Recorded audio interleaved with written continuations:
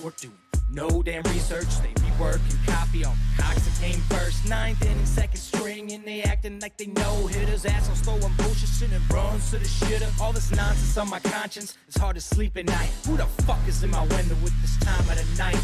These parasites, these leeches, with all their secret meetings, teaching all you fucking cretins about baby-eating heathens. Believing in reason with no meaning is bullshit. Will Bird motherfuckers out here busting the grifts.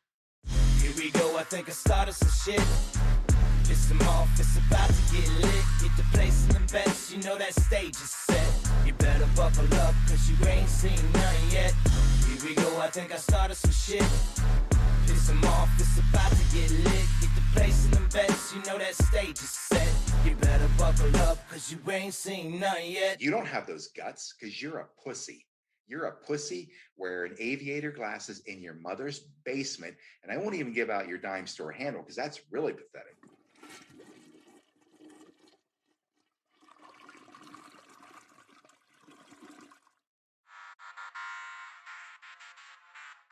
But I can tell you this about if this douchebag happens to see this particular show, you don't have the forking balls to call out the people on this planet by name and tell them exactly who they are and tell them the rest of the world who they are. You don't have the forking balls. You don't have the balls. Okay, Scott. Here we go, I think I started some shit. Piss them off, it's about to get lit. Get the place in the best, you know. Welcome everybody. Thanks for joining us. You ain't seen none yet. Here we go, I think I started some shit. Piss them off, it's about to get lit. Get the place in the best, you know that stage is set.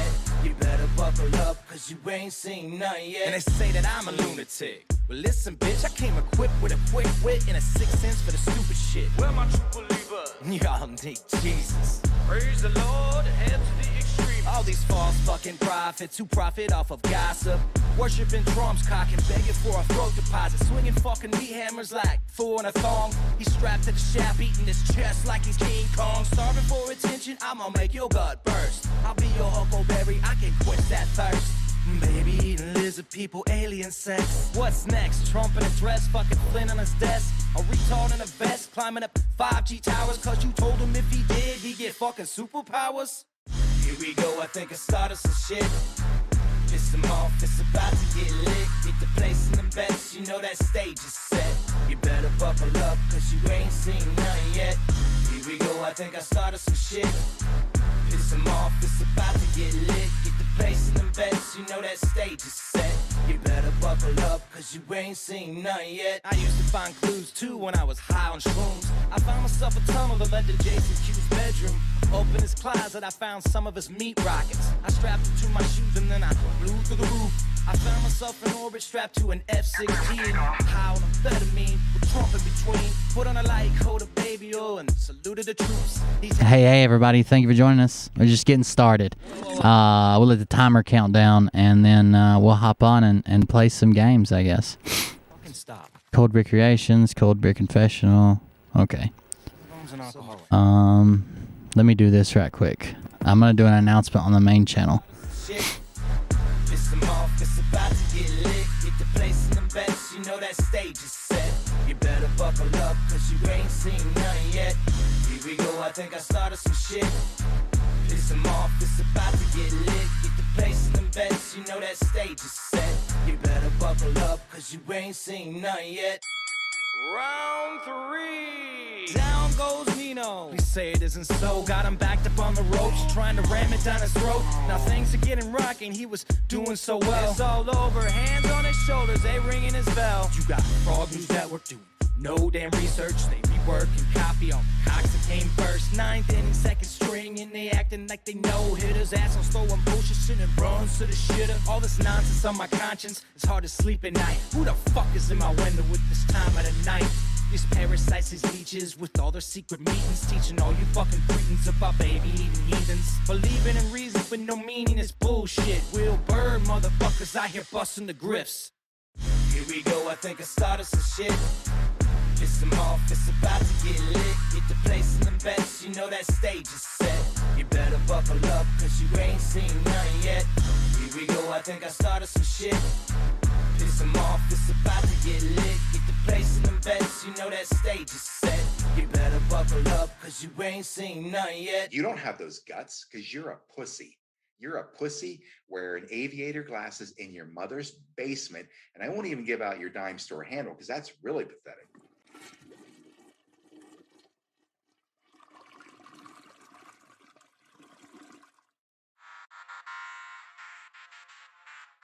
But I can tell you this about if this douchebag happens to see this particular show, you don't have the forking balls to call out the people on this planet by name and tell them exactly who they are and tell them the rest of the world who they are. You don't have the forking balls. You don't have the balls.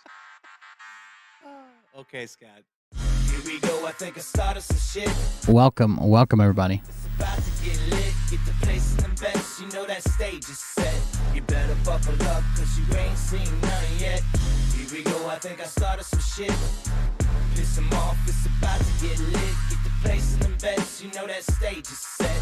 You better buckle up, cause you ain't seen none yet. And they say that I'm a lunatic. Well, listen, bitch, I came equipped with a quick wit and a 6 cents for the stupid shit. Well, my true believer, Y'all need Jesus. praise the Lord, head to the extreme. All these false fucking prophets who profit off of gossip. Worshipping drums, cocking, begging for a throat deposit. Swinging fucking meat hammers like fool in a thong. He's strapped to the shaft, eating his chest like he's King Kong. Starving for attention, I'ma make your gut burst. I'll be your huckleberry, I can quench that thirst. Baby eating lizard people, alien sex. What's next? Trump in a dress, fucking Flynn on his desk. A retard in a vest, climbing up 5G towers. Cause you told him if he did, he'd get fucking superpowers. Here we go, I think I started some shit. Piss them off, it's about to get lit. Get the place in the best, you know that stage. Hey, what's up, everybody? We're just getting ready to start. Real quick, I started the Cold Beer Confessional. I started the main channel just to see, just to drive some people over to Cold Beer Creations. Tonight's game night, so if you want to come watch the game stream, we're over on Cold Beer Creations. Cold Beer Creations. I'll give you guys just like another minute with some music playing, and then we'll get started. I'll make sure everything's going good in the background, but make sure you get to Cold Beer Creations because I'm going to be turning this off the main channel pretty early. So go check out that channel, youtube.com/Cold Beer Creations. Thank you.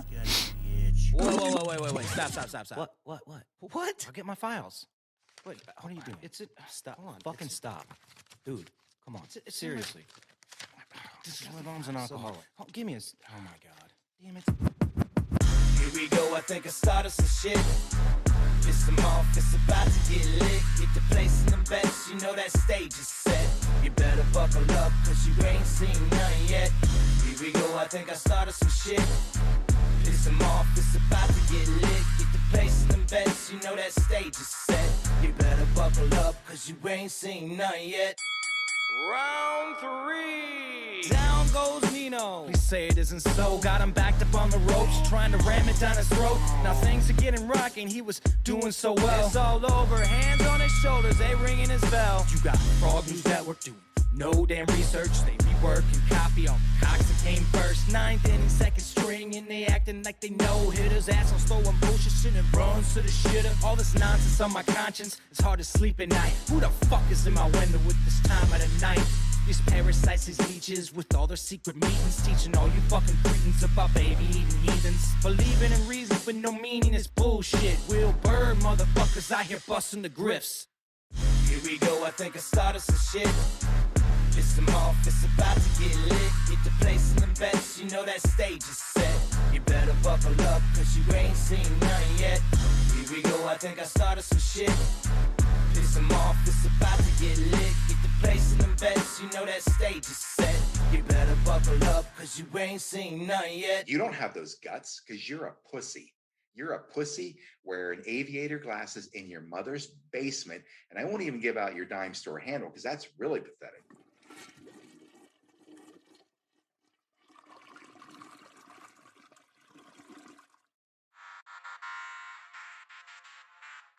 But I can tell you this about if this douchebag happens to see this particular show, you don't have the forking balls to call out the people on this planet by name and tell them exactly who they are and tell them the rest of the world who they are. You don't have the forking balls. You don't have the balls. Okay, Scott. Here we go, I think I started some shit. Piss them off, it's about to get lit. Get the place in the best, you know that stage is set. You better buckle up, cause you ain't seen none yet. Here we go, I think I started some shit. Piss them off, it's about to get lit. Get the place in the best, you know that stage is set. You better buckle up, cause you ain't seen none yet. And they say that I'm a lunatic. Well, listen, bitch, I came equipped with a quick wit and a 6th sense for the stupid shit. Where my true believers? Y'all need Jesus. Praise the Lord, head to the extreme. All these false fucking prophets who profit off of gossip. Worshipping drums, cocking, begging for a throat deposit. Swinging fucking meat hammers like Thor in a thong. He's strapped to the shaft, eating his chest like he's King Kong. Starving for attention, I'ma make your gut burst. I'll be your huckleberry, I can quench that thirst. Baby eating lizard people, alien sex. What's next? Trump in a dress, fucking Flynn on his desk. A retard in a vest, climbing up 5G towers. Cause you told him if he did, he'd get fucking superpowers. Here we go, I think I started some shit. Piss them off, it's about to get lit. Get the place in the best, you know that stage is set. You better buckle up, cause you ain't seen none yet. Here we go, I think I started some shit. Piss them off, it's about to get lit. Get the place in the best, you know that stage is set. You better buckle up, cause you ain't seen none yet. I used to find clues too when I was high on shrooms. I found myself a tunnel that led to Jason Q's bedroom. Open his closet, I found some of his meat rockets. I strapped it to my shoes and then I flew through the roof. I found myself in orbit strapped to an F-16. High on amphetamine with Trump in between. Put on a light coat of baby oil and saluted the troops. He tapped me on the shoulder and said, "This is gonna be it." Wait. Stop. Welcome, guys. We're just getting ready to get started. Give me just a second here. Make sure that you go over to Cold Beer Creations. I'm going to be turning off Cold Beer Confessional. It's game night tonight. Go over to Cold Beer Creations and hang out with us. You watch the game, but I'm going to be turning off the main channel here in just a second. You know that stage is set. You better buckle up, cause you ain't seen none yet. Here we go, I think I started some shit. Piss them off, it's about to get lit. Get the place in the best, you know that stage is set. You better buckle up, cause you ain't seen none yet.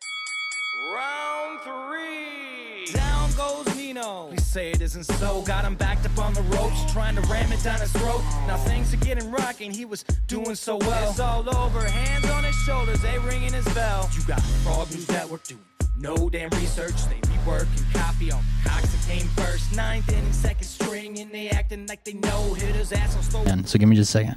All right, guys. Here we go. We're gonna go ahead and get started. I'm going to come in by myself, and then we'll get our group of adventurers going. But make sure you're over on Cold Beer Creations, the other channel. We'll be turning off here in just a second. This is Friday night game night. We got some of our followers, and of course M Seeker's with us too. Basically because he had to. Anyways, let's go. You know that stage is set.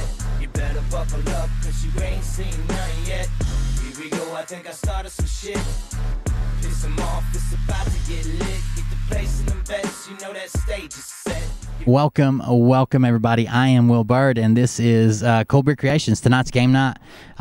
We've been playing a game that's based on the rules of like D&D, Dungeons and Dragons, but it's a world that I created, that I came up with, and it kind of includes the grifters. It's been a fun game. You just kind of have to jump in to know. If you've never been here to watch it tonight, you just kind of have to jump in to figure out what's going on.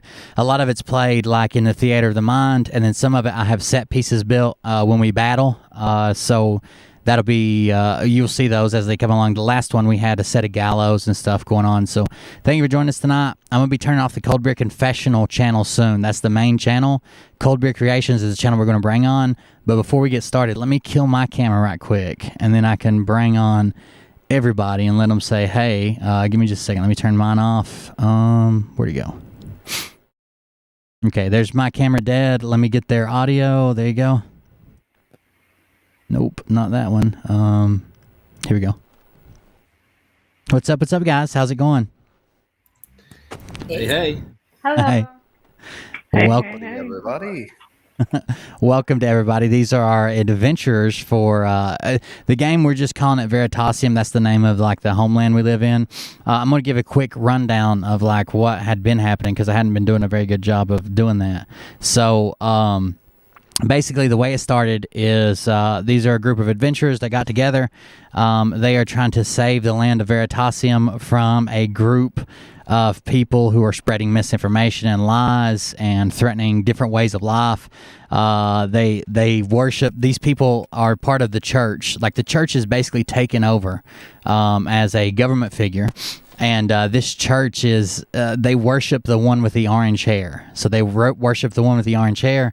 It kind of leads to some pretty funny encounters. Clearly a jab at what's going on with the QAnon stuff. Yeah, I figured the first show would be a good crossover to do that. So we've been trying to lay that on pretty heavily, and we've had a lot of fun. Over the last couple weeks, the group had a flashback to learn how to play. They went back to Pizzagate, and then they flashed back forward. And since they've been in like current time, they heard about a public execution that was going on for the use of witchcraft. But they also heard that this person may be innocent and just being harassed by the church. They did some investigations. I think Zay had a little 1 night stand with some lady in the backyard, and then M found a dog, also the love of his life. And after they did the investigation, they decided that the people weren't guilty, and they went to the execution. They left their house and got to the execution just in time, just as the people were about to be hung and tried for their crimes, which our group believes they're not guilty of. And instead, a fight ensued. So somebody cast some magic. The magic was spotted. And after that, a fight ensued, and it was actually a pretty long battle. I had some guest bad guys in here. My nephew came on and played some of the bad. My nephew and his boyfriend came on and played some of the bad characters. But our group ended up winning eventually. I think was M. I think was the only person who went down, but they got him back up pretty quick. They spoke with a family, which was the Millers. There was the husband and wife and the sister, and they met the sister's boyfriend, who was also, they had run into earlier. He had robbed them of some of their change, and they had left him blinded and dumb in the middle of an alley. So they met up with them, and they found out some new information about some caves and some stuff that was going on with the church, where he was gathering and buying and stealing chemicals and taking them to meet someone out near a cave and giving those to the church. And under penalty of the death of his wife, that was the reason that her and her family were being persecuted, was because he didn't deliver the last week. And I think we left off, you guys had to agree to give him safe passage out of the city. He was going to help you find this location where he meets the guy that he typically gives the chemicals to. And you all went back to the Cold Beer Confessional, the local tavern, and were sleeping, right? Everybody went to bed and got hit points and stuff, right? Everybody's healthy again. With everybody well rested and healthy, we will move on. So, M, first of all, are you keeping the dog? How long is left of It lasts 24 hours, so it'll probably end about noon today. So you don't have to make a decision right now. But I think the first time you got it was like right before the execution, and the execution was at high noon. So, well, yeah. Let's keep Rusty. Okay, so everybody's got their own room. That's fine at the Cold Beer Confessional. It's a bar and tavern. Some of you guys even come there to train. Aquaria works there part-time, but everybody's there and waking up for the day, and you guys are each separately in your room. How do you want to start? You want to, when you wake up, you can come downstairs or meet together, or go wake everybody else up, whatever you want to do. You guys know basically what you got to do today. You've agreed to escort someone. So I wake up bright and early, give a big stretch, yawn, and make my way downstairs, knowing that everyone's probably still in bed. I see the morning barman, because obviously in this world they serve alcohol. That's it. Anytime I order myself a beer and cereal. A beer? Is it a beer over cereal or a beer plus cereal? Okay, no milk. Cereal, yeah. So yeah, I down the bowl and let out a big belch, and then look to the stairs and wait patiently to see who else is going to wake up and come and join me. Sure, you're the first one down. There's not many people there, of course. It's more of a rowdier place at night, but there are a lot of people who kind of live there, train there, are part of this. It's almost like the unofficial base for all these people who are fighting for the truth. Real quick before we go on to the next person to wake up, what can you describe what your character is wearing, please? Because people think that I made your character look goofy. I did exactly what you asked me to do. So I'm wearing my trademark flip flops, and what I'm wearing, swimming trunks. That's right. And some, you're wearing some lime green, like neon green glasses that just have the slits in them. They're not even sunglasses. I need to order some of them for the show for sure. Yeah, and then of course I have Trusty Rusty by my side, and I put down the dregs of my bowl so that Rusty can get his slurping on of what's left of that cereal. That's right. He lets out a big belch and also looks longingly and patiently at the stairs to see who will join us and who will give him his first pet. So M's downstairs. Aquaria, what do you wake up and what do you do? I wake up and I decide to check in on our guests to make sure that they're still there. So I open the door just a little bit. Okay, so you wake up and leave your room, and then you're going to go check on the guests that you're escorting. Yes, I want to make sure that they're still there. Okay. And they haven't escaped. They are actually. We'll get back to you in just a second. All right, who's next? Freeze time there. You're standing there. You peer the door open. There's not much light, but some fills the room as you open the door. And as the door comes around to the bed, just before you see who's in the room or who's still there in the room, we'll cut to somebody else. Who's next? Raina? I'll head on downstairs and see if there's anybody down there. Probably get a light breakfast. Right, beer and cereal? No, that's not light enough for me. It sticks to the ribs, though. It's pretty good. Yeah, I'll skip on that. All right, so Raina's downstairs. That leaves Mzel. You come directly downstairs, or?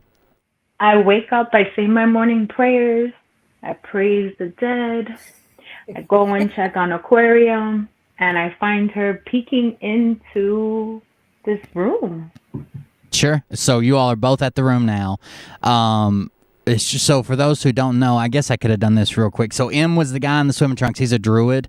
And Raina is a human rogue. And she's kind of like she wears a black hoodie, black pants. She's like the real sneaky type that'll steal your money in a heartbeat, and you'll never even know you were there or she was there.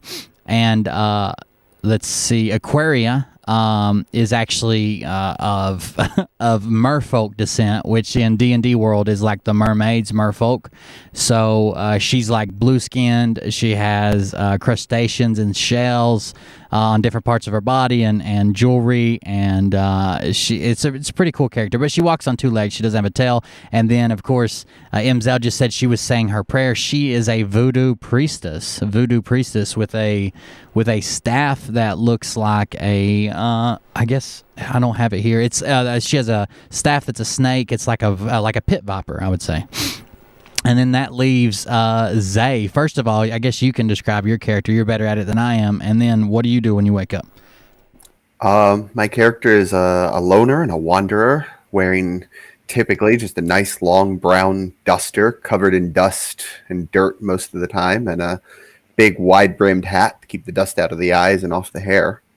Aside from that, somewhat tan complexion and a katana at the hip. So a cowboy samurai, if you will. A cowboy samurai. That's a good description. I never asked this, but out of the game, if you guys don't know, Raina and Zay are actually married. Or do you guys know each other in game? Or you? No, okay. not in particular. I couldn't remember if we did anything to get other than being in this group. You guys don't really know each other, right? No. Okay. All right. So you go downstairs. That leaves Raina. We also have one more person who's going to be coming in late, but he's got a good excuse. He has a doctor's appointment going on. So we have one more person. Let me grab his character sheet and real quick, and then I'll read it off. By the way, guys, if you're not over on the Cold Beer Creations channel, I'm getting ready to turn off the main channel. Make sure you go over to Cold Beer Creations to join us for the rest of the game. We're just getting started, and we'll be playing for a couple hours. So come join us, and we'll see you there. All right, so the last character is Bardeth Dragonfist, who is a gigantic dragonborn, which would be half dragon, half humanoid, which he doesn't even realize. We found out the last show that he doesn't even realize he is a dragon. But he is a presence in a room. He is taller than most. He stands like 7 foot, maybe a little over. Probably weighs 300 pounds. One of those guys that's like all chest and never had a leg day. He also carries a gigantic sword, almost as big as he is. He can rest his chin on the hilt when he's got the tip to the floor. The sword is called the Giant Slayer. He carries it. It's encrusted with a purple jewel as is his shield on his. He got a golden shield on his back. He is actually a paladin, and in this world, he has taken an oath to expose the truth. So in this world that we're in right now, as the church takes over, they start banning more and more types of like other magic. So the people who worship the one with the orange hair, the people who go to the church that's taken over, they have people who cast magic, and they are blessed by the one with the orange hair. But if you cast magic through some other way other than the church and being approved by the church, then you're a witch or a heretic. So they're very untrusting of different people. That's why you won't see a whole lot of people who look like Aquaria, or people who look like Bardeth, the dragon, or people that practice the same religion as Imzel. It's basically become illegal to practice any other religion other than the state's religion, which is worship of the one with the orange hair.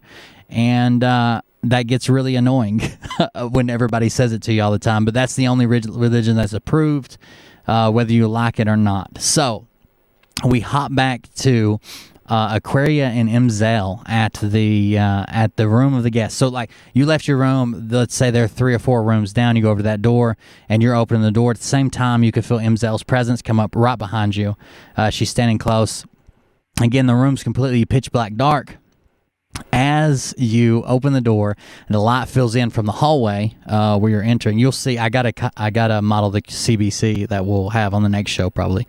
But as you open the hallway and the light peers in, you look, and there is no one in the room. As it swings over towards the bed is there and made. There's some stuff sitting on the bed, but the bed's made. And as the light fills the rest of the room is appears to be completely empty. What do you want to do? Where the fuck did they go? You can let's. What is going on here? If both of you guys are there, someone roll perception, and then the other person help them. So you can roll with advantage. Roll 2 d20s, and add your perception bonus or whatever. 15 and 15.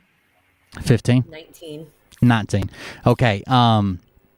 They so the 15, you see that the room's empty. It appears to be completely empty. There's not much going on there. It looks like the bed's been made. It's been cleaned up after. There's 2 queen beds in the room. They decided to stay in the same room together. It was a double. Everything's gone. It doesn't look like it looks like they made the bed. It doesn't look like the staff made the bed. There's a certain way they fold the corners, a certain way they fluff the pillows. It doesn't look like a maid came in. It looks like they made the bed. It's too early for the maid's rounds, and it doesn't look like they bothered anybody on the way out to tell them they were leaving. They made the bed and left. But with the 19, you do see a note and some jars on the bed. Well, I'd like to read them, and I definitely want to check to make sure this bastard didn't rob me again. Yeah, you reach for your coin purse. You go ahead. Right. You still got it. I'm not going to take your money again. Here, thank God.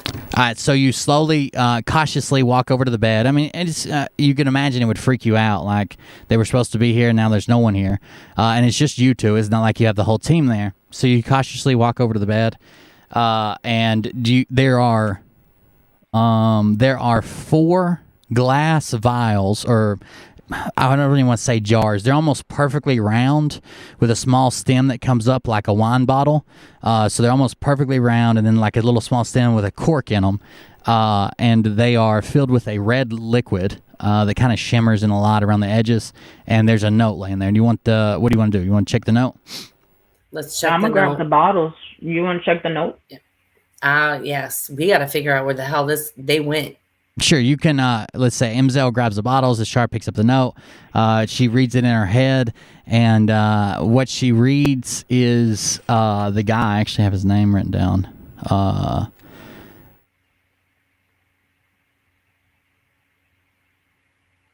The note says, "Sorry, these guys are kinda dicks."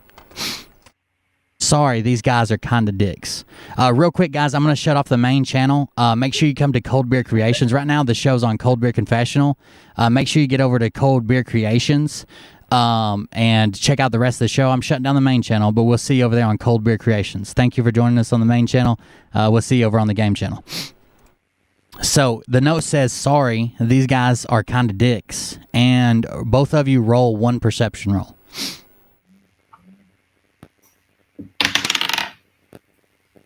18. And I get a bonus, so 22.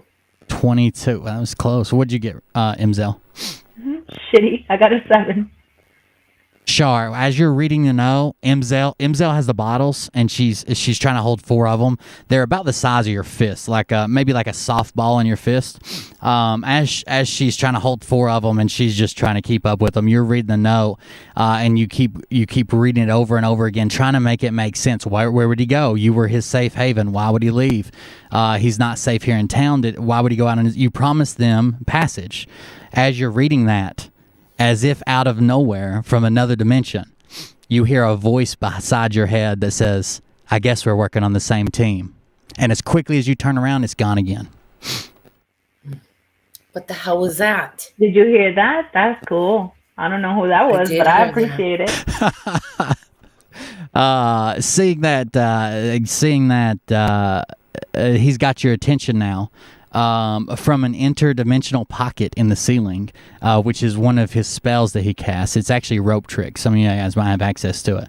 An elf humanoid character descends from a rope, as if from another dimension in the rafters. Descends from the rope to the floor, and says, "Hello, nice to meet you." Hello. Hi, where'd you come from? What is your name? So I see that we have a common interest here. First of all, I want to let you know that your friend and their family are safe. It seems like we may be after the same prize at the end of this job, but where are my manners? I'll introduce myself, and he introduces himself as Aaron, Erren, Aaron Fogcloud. And he is an elf humanoid, kind of pale skin, pointy ears like M's, and he almost looks like his uniform. He's wearing a dark green uniform. He almost looks like Elf on a Shelf. Like it's a comically weird uniform. But he is an elf and wearing a dark green uniform, full length. He's got a bow to his back as well as a short sword. And he introduces himself as Aaron Fogcloud of the Old Guard Rangers Watch.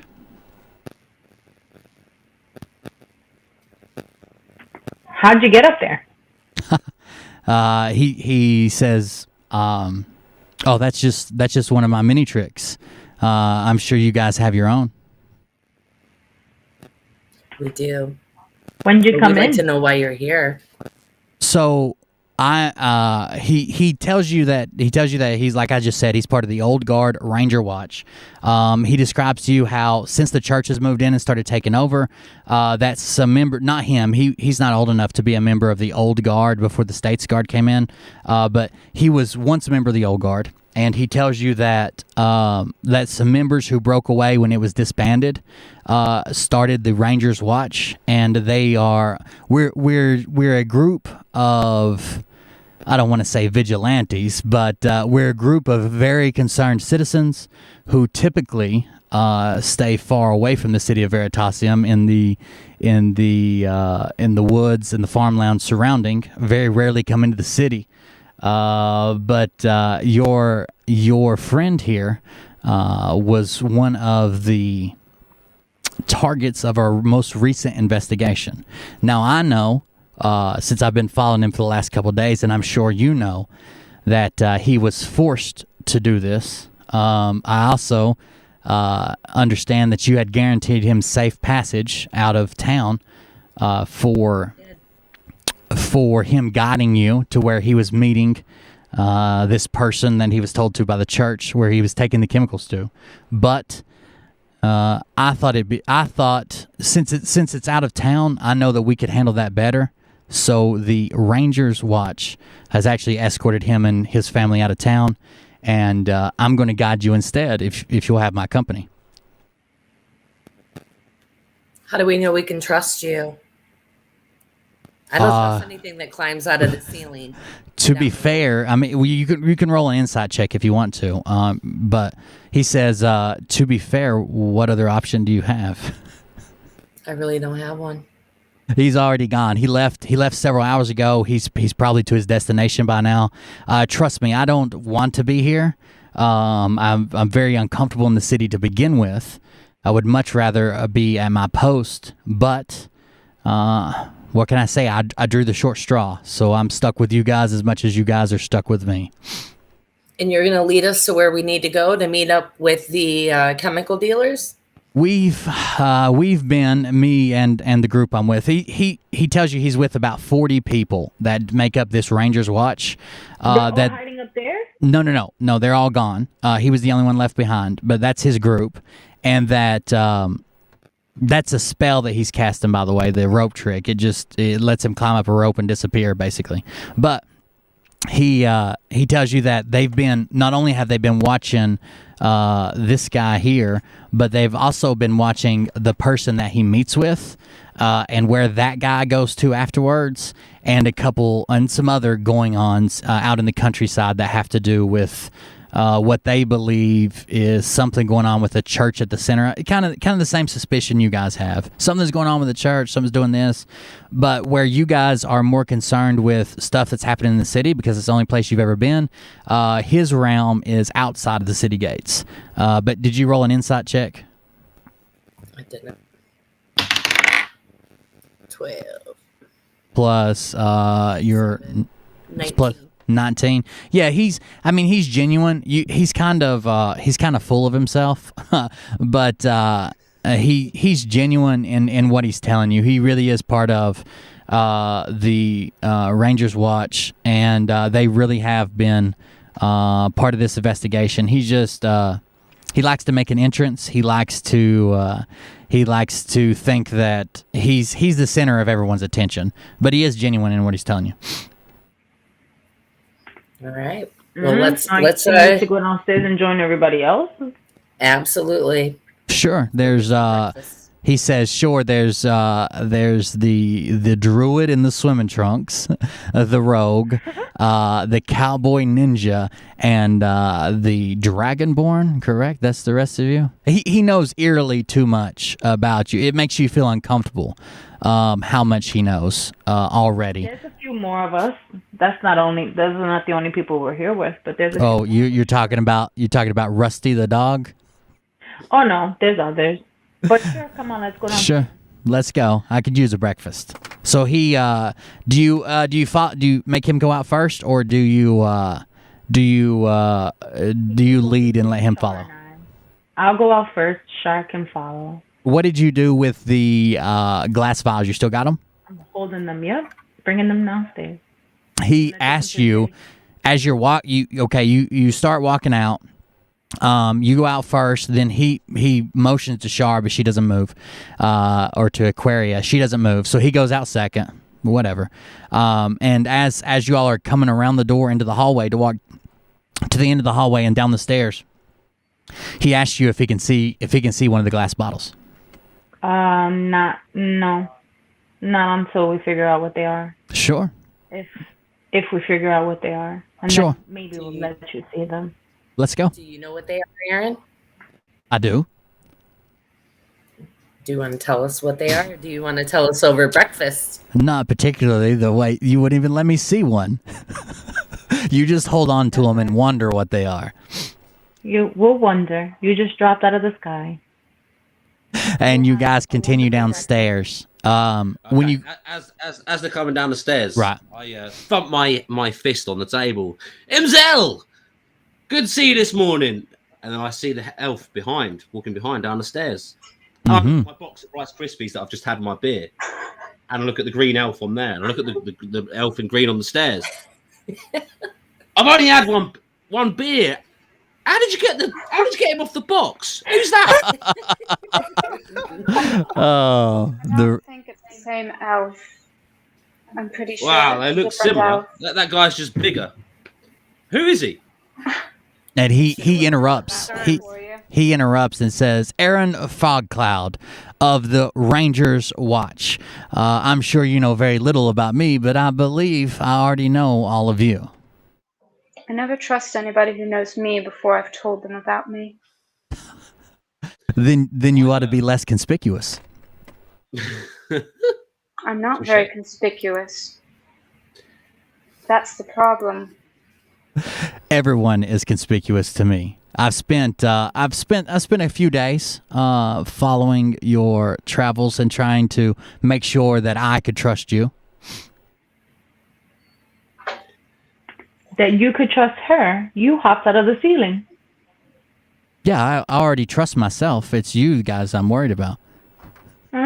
Interesting. Would you like something to eat?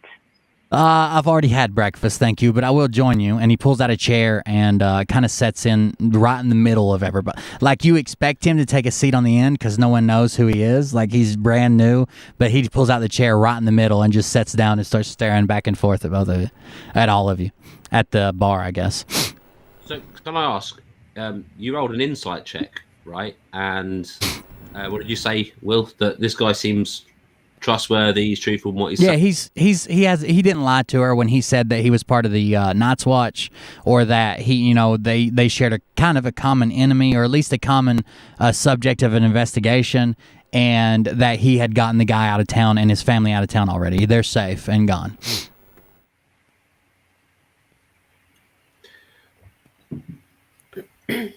So Rusty walks over and approves his presence. Rusty really likes him, actually. This guy could command animals. He has animal handling ability like you've never seen, probably from his life living outside the city walls. You guys haven't been there yet, but that's where you're going. So it's a lot of farmland, a lot of wooded areas. And he's perfectly suited for that. I mean, he's an elf, he's a ranger. That's what he does. So he interacts well with animals. I handle animals. Dog is getting a little too friendly.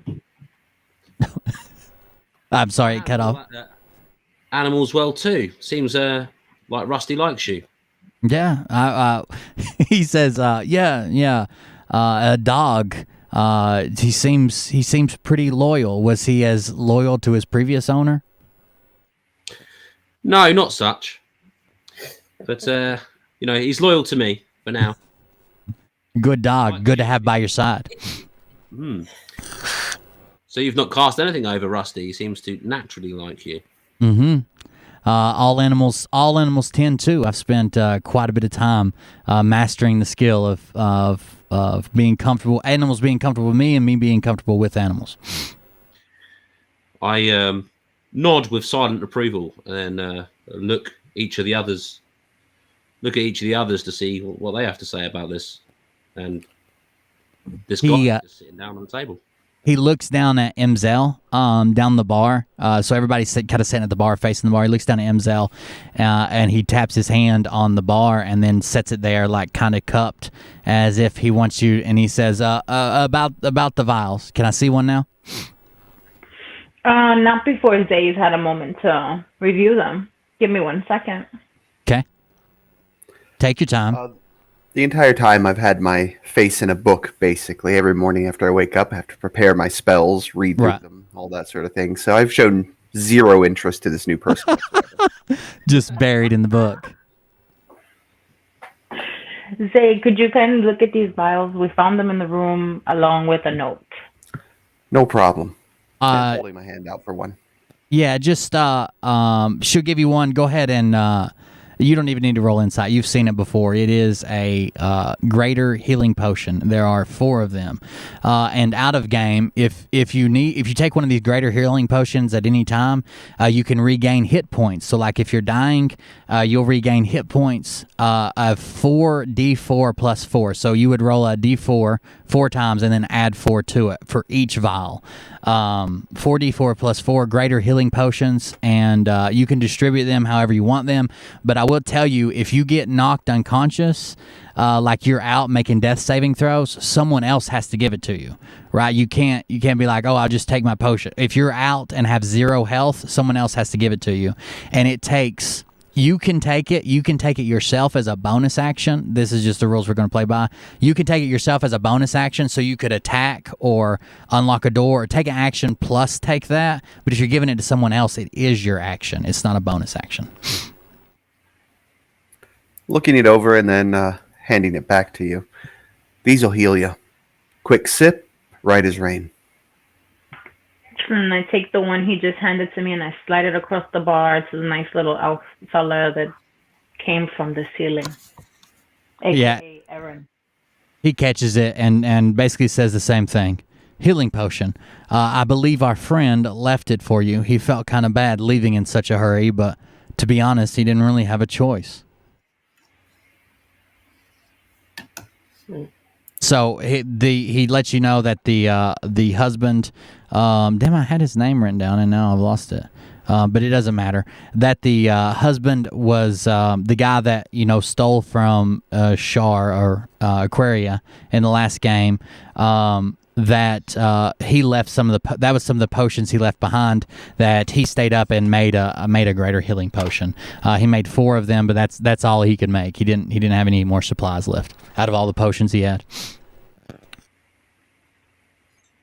Why did he leave? Was he in too much of a panic to show us the way? It was so yeah. Roll for insight or perception, either one. All right.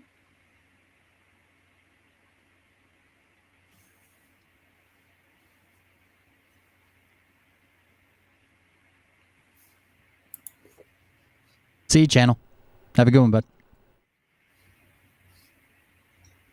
That's 14, I believe. 14. It wasn't so much. I mean, he was scared. You guys saw at the end of the last episode when he brought up the slug, who he told you he had never even met the slug. Just the tales that he's heard about this beware of the slug. And the cave that they operate out of. He was scared, but this was more, he was still going to do his duty. Like he had made a deal with you. This was more of, hey, there's 40 rangers here. A bunch of them just showed up in my room. The rest of them are standing out back in an alley. They know what I've done. They kind of overwhelmed him with the amount of information they knew about him. It was startling to him the same way it's startling to you guys that he knows so much. And told him like that, we know who you are, we know who they are, we're doing the same thing. Go ahead and get out of here. We can guarantee you safety right now. You won't have to take them to the place. We'll take them. And they kind of described the meeting place to him, and he's like, yeah, same place. He trusted them, but he really didn't have. I mean, it was muscle and intelligence against him just trying to finish making his deal. He took the easy way out, but he is safe. He's not lying about that. They did get him to safety. Him and his family. All right. So Did you all eat breakfast? you guys got a plan after we eat? Yeah. When do we leave? Did everybody eat already? Everybody slowly finishes their meal, and Zay barely looks up from his book. Like he's like all you see is like his forehead over his book. Even when he eats, he's still holding the book, and he takes food up over the top of the book and puts it in his mouth, and his hand comes back out. Like he is getting some spells ready. Magic is sustenance. That's right. That's how you survive. And he says, and our friend Aaron says, if we're ready to get underway, I better go. He says if we're ready to start the trip, I must tell my partner. There are more of you? I didn't hear you. What did you say? There are more of you? I have, my partner Guinevere. She's just outside, and he slowly gets up and starts walking towards the door. Guinevere, my partner. Yes, and he's not even stopping. Like he's responding to you, but he's still walking to the door. He's probably a few steps away from it. How many additional people are we taking? Is it you and just this one other person, or... Correction, me and Lady Guinevere. And he opens the door and starts walking out. This is not the same Lady Guinevere that's related to Patrick Kennedy. No, this is gonna be a different one. That's what I was wondering. Kennedy's wife. No. And he makes his way out the door, and or is anybody following him? Slowly getting up, kind of rolling my eyes a little bit. Okay, well he's far enough ahead. I was just wondering if he closed the door behind him or someone grabs it before he closes. He just like not slams it or trying to hide anything, but just as you would goes to the door, opens it, and shuts it, and he's outside now. I'm just looking at everybody like, so I guess he's the boss? Like, I don't understand what's going on. Is he in charge? Like, apparently he's taking control of all of this. Yeah, he's a personality type where I think even if he's not in charge, you kind of have, like, if you're going to get along with him at least, you kind of have to let him pretend like he's in, you know what I mean? Like he likes to be the show off. He likes to be the center of attention. He likes to feel like he's doing something. So I look at the crew across the table and say, so we're going to let this guy, we're going to follow this guy and just go along with what he says and just see where he takes us. We let him I think we should proceed with caution. Let him think that he's in charge until we get to the location, and we'll see what happens from there. And then he slips into one of my fireballs. Just so you guys know, he told Aquaria and I upstairs that there were about 40 people coming. The Rangers. I would say that when he's let's say that when he says Zay and Raina, since you guys are kind of like the outside kind of drifters, both of you roll like a straight intelligence or like a history check. Okay. And just give me whoever's higher is fine. That's probably gonna be I rolled a nat 20. Oh wow! Natural 20s. Natural 20s. Higher because I don't add anything to my intelligence. That's fine. And with a natural 20, you're going to get it all anyways. So he is part of a group called the Rangers Watch. It used to be a much larger group. So there was probably 30, 40 years ago, there was the Guard, and it was like the state's almost like internal military. There's not really a police force. It was just the Guard. That was disbanded. You guys learned about that when we did the flashback episode. That was disbanded under a new person, Susan Wojcicki. She actually started from her political position. She's kind of I don't know what I'll have to come up with her title. She's kind of like in charge of all the realm of Veritasium, the whole city-state. But she disbanded the guard, who she believed would not be loyal to her under her rule and instead would be loyal to the previous ruler. And she started something called the New Guard. And basically anybody that was in the guard, the New Guard is the state's guard. Basically anybody that was under what would now be the old guard was disbanded and kind of left without anything to do or a job. And different groups kind of popped up, still trying to continue on. Like, they didn't feel like they deserved to be disbanded. They didn't feel like they did anything wrong. They felt like this was not only a slap in the face that they've just lost their job, but also, hey, somebody needs to keep an eye on this lady. Why would she be? Is she planning something? Is she plotting something? Why would she disband what's been working for the last 1,000 years?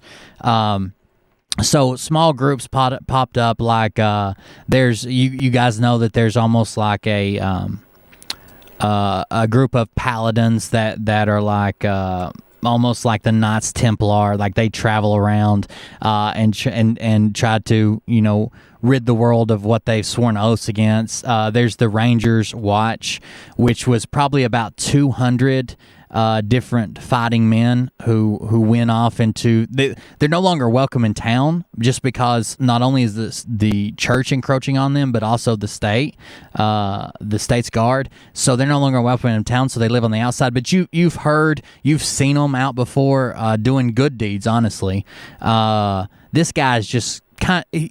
He tells you he's part of the group, and that's a good group, but he's just kind of personally kind of like an arrogant prick.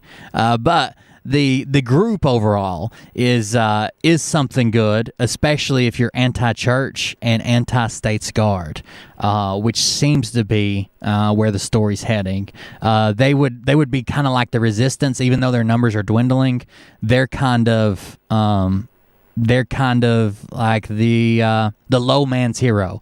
In the farmlands, in the woods, and away from the city, they're almost like Robin Hood type figures. They're the good guys out there, even though no one in the cities. A lot of people don't even know who they are in the city. It's been washed from the history books. But the people who do know of them in the city never speak of them or talk about them. It's like a hush hush, right? So no one gets in trouble with the church or the New Guard. So he is part of a legitimate group, and there's probably 40, 50 of them left. Very well-trained fighters. It's generational. He wasn't even around when the guard was disbanded. He's only 28, even though it's kind of hard to tell because he's of elf descent. So, like, he fucking lives forever. But he's kind of younger, arrogant, kind of a punk. But his father and his father's father and his father's father, all the same, all rangers, all fighters. And he has... Shar, did you tell him about, or Imzel or Aquaria, did you tell him about how he came down from the ceiling? Did you tell him how he appeared in the room? I keep mentioning it, and I don't think anybody's picked up on it. So that I will let you know, even though it was on history, with the 20-year-old, that is a rope trick, and the way that he gets that is with a couple of classes in Gloomstalker. So he's probably well equipped for the woods and to kind of defend himself or help you guys, offensive, defensive. He's probably a decent level ranger. Okay, so group good, this guy jerk. Got it. Yeah, I mean, like, you don't think that he's up to anything bad. He's kind of a prick. Like, he's a show off. He's just arrogant. There you go.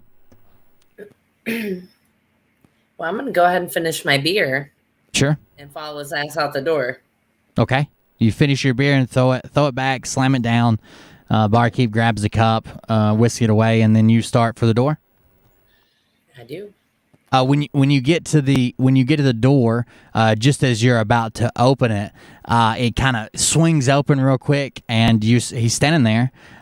You can see like basically 3/4 of his body. The only thing you can't see is his left arm, and he's like, he says, "Lady Guinevere, I would like you to meet the rest of our group," and he leads in on a lead, a full-sized goat on a leash, and it walks to the door and says, "Bah," and he says, "Lady Guinevere." This goat. Yes, a goat. I told you that I was good with animals. This is my goat, Lady Guinevere. We're gonna take a goat and a dog. You just worry about keeping up with me and my goat.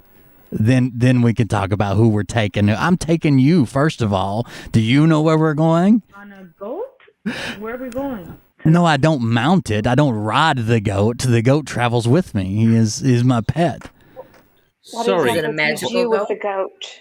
Why is no one giving a hard time to the guy who stole a dog from a random? Like I catch all this shit because I walked in with a goat. Hey, I'm just wondering what you do with it. What is it? Foggy, cloudy, arrogant pants, whatever your name is. This Lady Guinevere, that's your lady? Not in such a way. That's just her name. You get a small inkling that he may be passionate with this goat. No. Okay. Can I roll a insight check on that? Oh That was no! where this go? Go ahead. Right. Roll insight. Where's his arm? Where'd his arm go? That's his arm was just on the other side of the door. He pulled it in, Maybe he's Oh, holding the door He was- open. holding the leash. I got 9 plus 3 on the, so that's 12 on the insight. 12. You think that you're equally attracted to the goat as he is. It's a dead tie. At 12, it's a dead tie. Should have rolled on me. Is it for the milk? I mean, I've heard some people really like goat milk and cheese. She provides company and warmth and milk and she helps me calm down and concentrate when I need it. It's almost he's almost using this goat as a familiar. Plus he travels with the goat. You do you. All right. I don't know who your name is, but please stop talking. Aaron? Me? Yes, you. Oh, I talk when I want to talk. Are we leaving or what? Are we leaving the goat or we're taking the goat? He looks at him and asks him if he wants some milk, and he's already got an udder like pinched, like a little teat. Shoshar, some milk? I saw you eyeing my goat earlier. Excuse me. I'll Rusty's- slip out. Just You're not gonna milk Rusky, are you? No, just give Rusky some of that goat milk. Oh, okay. He's already licking at the teats. There you go. He squirts a little milk in his mouth. All right. Good boy. So what are we doing, guys? He right. Oh, wait, real quick before you guys make sure what you're doing. He also tells you. He says, now that we're all here, Lady Guinevere is ready to go. We can go now. I would appreciate that. I've been ready for several hours. You guys sleep in way too late. But if you guys are ready, I'm ready. He lets you know that he's already got enough rations for everybody for like 3 weeks, even though it's probably only going to take it's only going to take a couple days to get there and a couple days to get back. He lets you know that there's also he has a wagon if we want to take a wagon, but it would be better to take 1 or 2 horses on a wagon and everybody travel together than it would to be taking individual horses because you're probably going to lose them. He says, well, we'll travel out the gate and up the main road, the Queen's Highway, and we'll travel up the road, but at about sunset this evening, maybe a little bit later, we're going to or maybe a little bit earlier, we're going to have to leave that road, and we're taking a trail. We don't want to exactly just roll up right to the front door. We'll have to leave the road, and we'll be on foot anyways. So it's better if we just share some type of travel.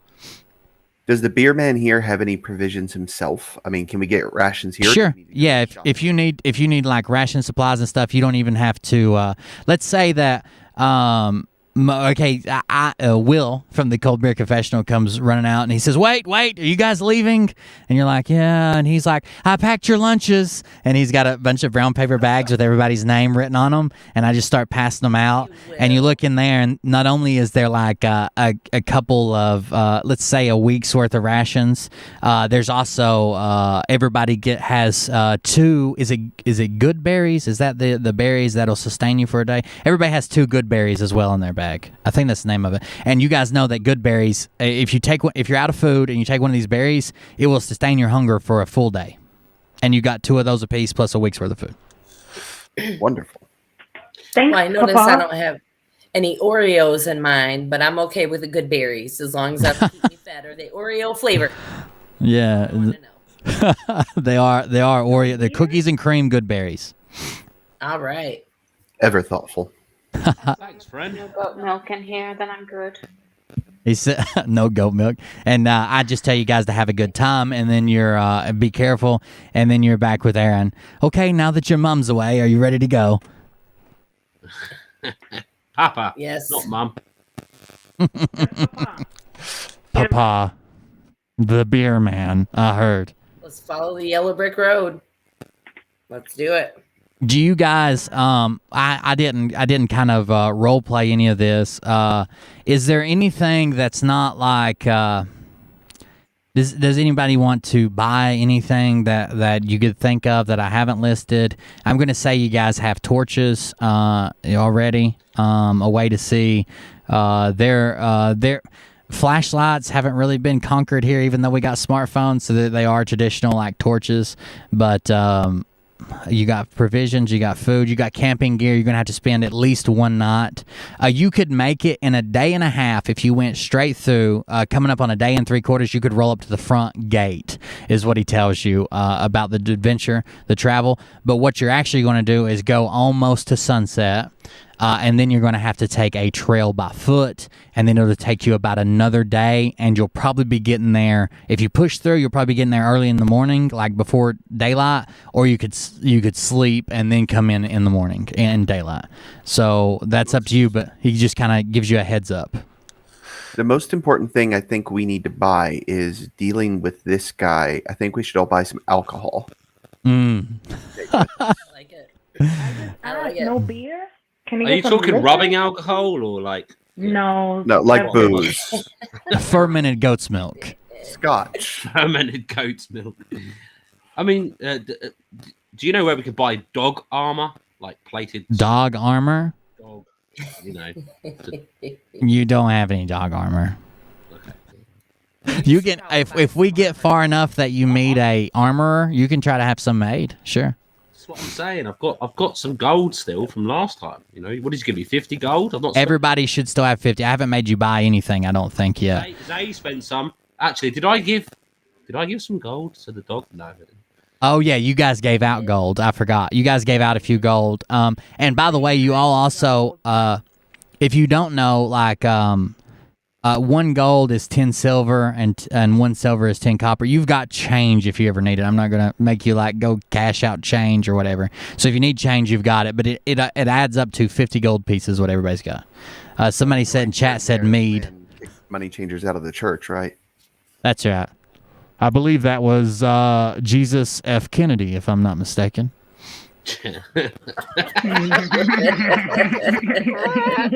So he knows his religion for sure. Right. Listen, Okay. about the booze, what are we buying? Scotch, cognac, what are we doing? This is a very, very vital information. Bourbon. Fine by I'm me. quite. I'll just have more beer and Rice Krispies to take as well, please.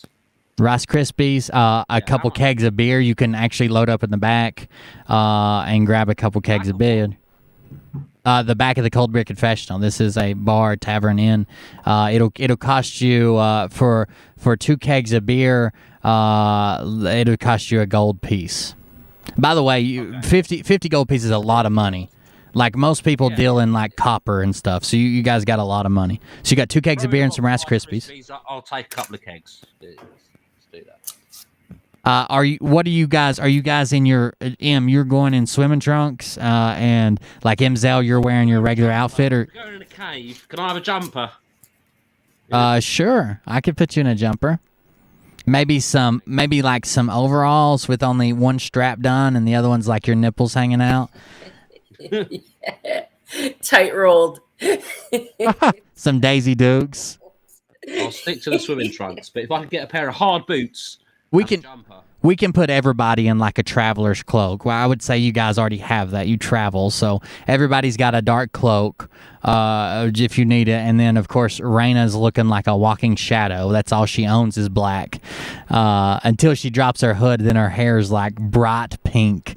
But she is blacked out, and the rest of you have like a like it's almost like an oil treated natural slicker. So it's pretty waterproof. You're not going to get soaked to the bones, but if it came like a torrential downpour, your feet are still going to get wet, stuff like that. It's just a coat, but it stays pretty dry there. You have 3 tents. You can split those however you want. Actually, let's say you have 4 tents because Bardeth is huge, and I keep forgetting about him. You have 4 tents. Split those however you want. The ranger lets you know right off. Aaron lets you know right off the bat that he sleeps under the stars anyway, so you can split the 4 tents however you guys want. And I need to know how you guys split up those potions. You've got 4 greater healing potions, and there's 6 of you. Don't forget Bardeth. Aaron doesn't want one. He's got his own tricks. So who is going to have a potion? Right now, Mzel has all of them. I've prepared a way to heal myself, so I will abscond. Okay. M always dies if we know anything from the previous episode. So Shar? I don't always die. I died once. I don't know anything about potions. Out of one battle. Please, can I carry one, guys? I'm just kidding. Oh. I'm gonna give one to M because he did die the last time. Shar? Give one to Raina Shashar, because she was, injured. And then I'll give one to Aquaria. Okay. Yeah, the bastard robbed me. The least he could do is give me some of that potion to get better. By the way, he didn't get a chance to tell you. Maybe he should have left it in his note. But the reason he robbed you is because the church had drained him dry, like buying chemicals. He had tried stealing chemicals, and he didn't have any money. He was going to buy chemicals to save his wife from hanging, but you guys blinded him and left him in an alley. Also, out of game, I talked to Seth, one of the bad guys from the last game, and he was talking about playing. He said he thinks it appreciates you guys. He was making a run for the lever at the gallows. So thank God he didn't get on the stage. He said that's what his plan was. He was going to pull the lever. I thought, damn. He was good. I like them both. They both did really good. Yeah, I had fun. So Shar, Aquaria, Mzel, and Raina all have a greater healing potion, right? Yes. And you can use them on other people too. It's not, you don't have to use it. I just need to know who's carrying them, because if you guys get separated or something like that, I need to know if you actually have one. Go ahead. Is there a weaponsmith or anybody that I can buy a weapon from? I wanted to upgrade one of my weapons. Yeah, give me just a second. Fuck off, Slan World. Anyways, you can see an armor on the way out. What are you looking for? I wanted to see if there'd be a chance of getting a rapier, because it does a little bit more damage than my short swords, and I can dual wield that along with one of my short swords. So you want one short sword and one rapier? Yes. I technically want 2 rapiers, but that would run me completely out of money, and I don't want to do that. So. Okay. Give me just a second. I can give you at a loan at a reasonable interest rate. There you go. I could pay you for milking my goat. It's got to be done every morning. I'll just hold off and wait until we get a little bit more money. And yeah, so I think a rapier is like it's like 25 gold pieces, right, or something like to average. So yeah, let's just say that you got a standard rapier with actually whatever your short sword is. Is your short sword like +1 or anything, or is it just a standard short sword? Okay, it's just a standard rapier. I was going to replace it if it was +1 or whatever, but it's just a standard rapier. And yeah, you got remove 25 gold pieces, and there you go. You got it. I'll sell the short sword back if they want it. It's normally 10 gold. Sure. Yeah, he'll do that if you want to. Okay. Wonderful. And he takes it and throws it in the pile and of swords and sees you out. And would you need anything else from the armor or blacksmith? No. How much would I get back? I don't know if you want a different ratio. No, go ahead. I just googled what the average was. He just said he'll give you 10 gold pieces back. Okay. Thank you. Yeah. Is there any chance that he would have to, since I would get the amount back for the short swords, and I can do like a flat trick? Yeah, just I don't know if you have 2 rapiers. roll a just a straight d20, and if we'll say 15 or higher, he has another one, and you can have it for the same price. Okay, wonderful. Use luck. No. Okay, he says that's the only one I have, but if you stop by, you know, he sees that you're obviously going out of town. If you stop back by, we get different things and in all the time. Okay, thank you. Yeah. Anybody else need anything before we get ready to go? Don't have dog armor. I'm loaded up on 2 kegs of beer. Got the Rice Krispies.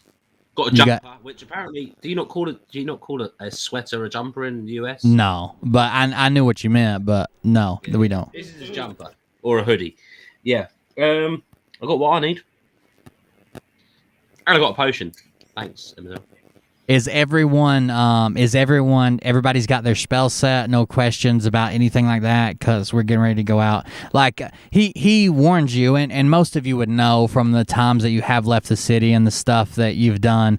Like, the road can be an extremely dangerous place. It can be an extremely boring place. It just depends on what's going. It's just random out there, and it's not like you have, like, you know, the CBC to fall back to or something like you're just kind of out there.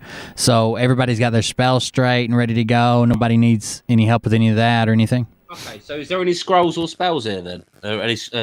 You don't have. I'm just making sure that you have your spells prepared and the ones you want. Like, there's no new spells here.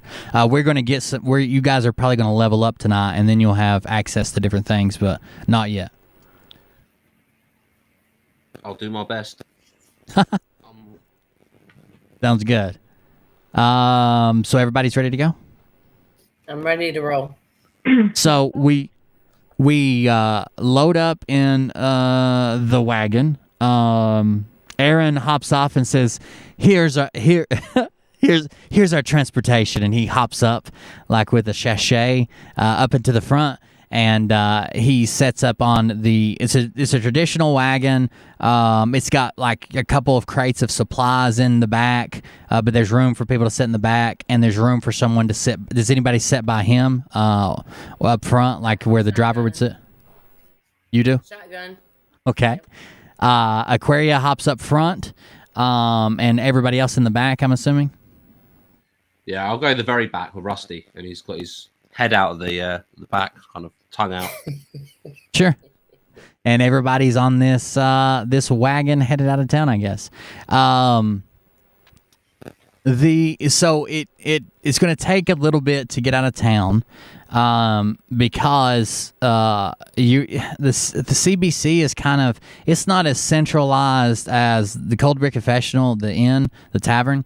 It's not as centralized as, say, like the church, the main church you guys were at, where the gallows were at. That's like dead center of the city, almost like the city was built around it. By chance, it wasn't, but it's like that.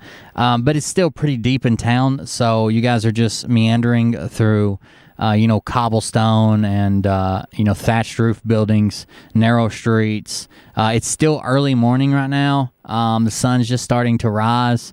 It was almost dim when you guys come out.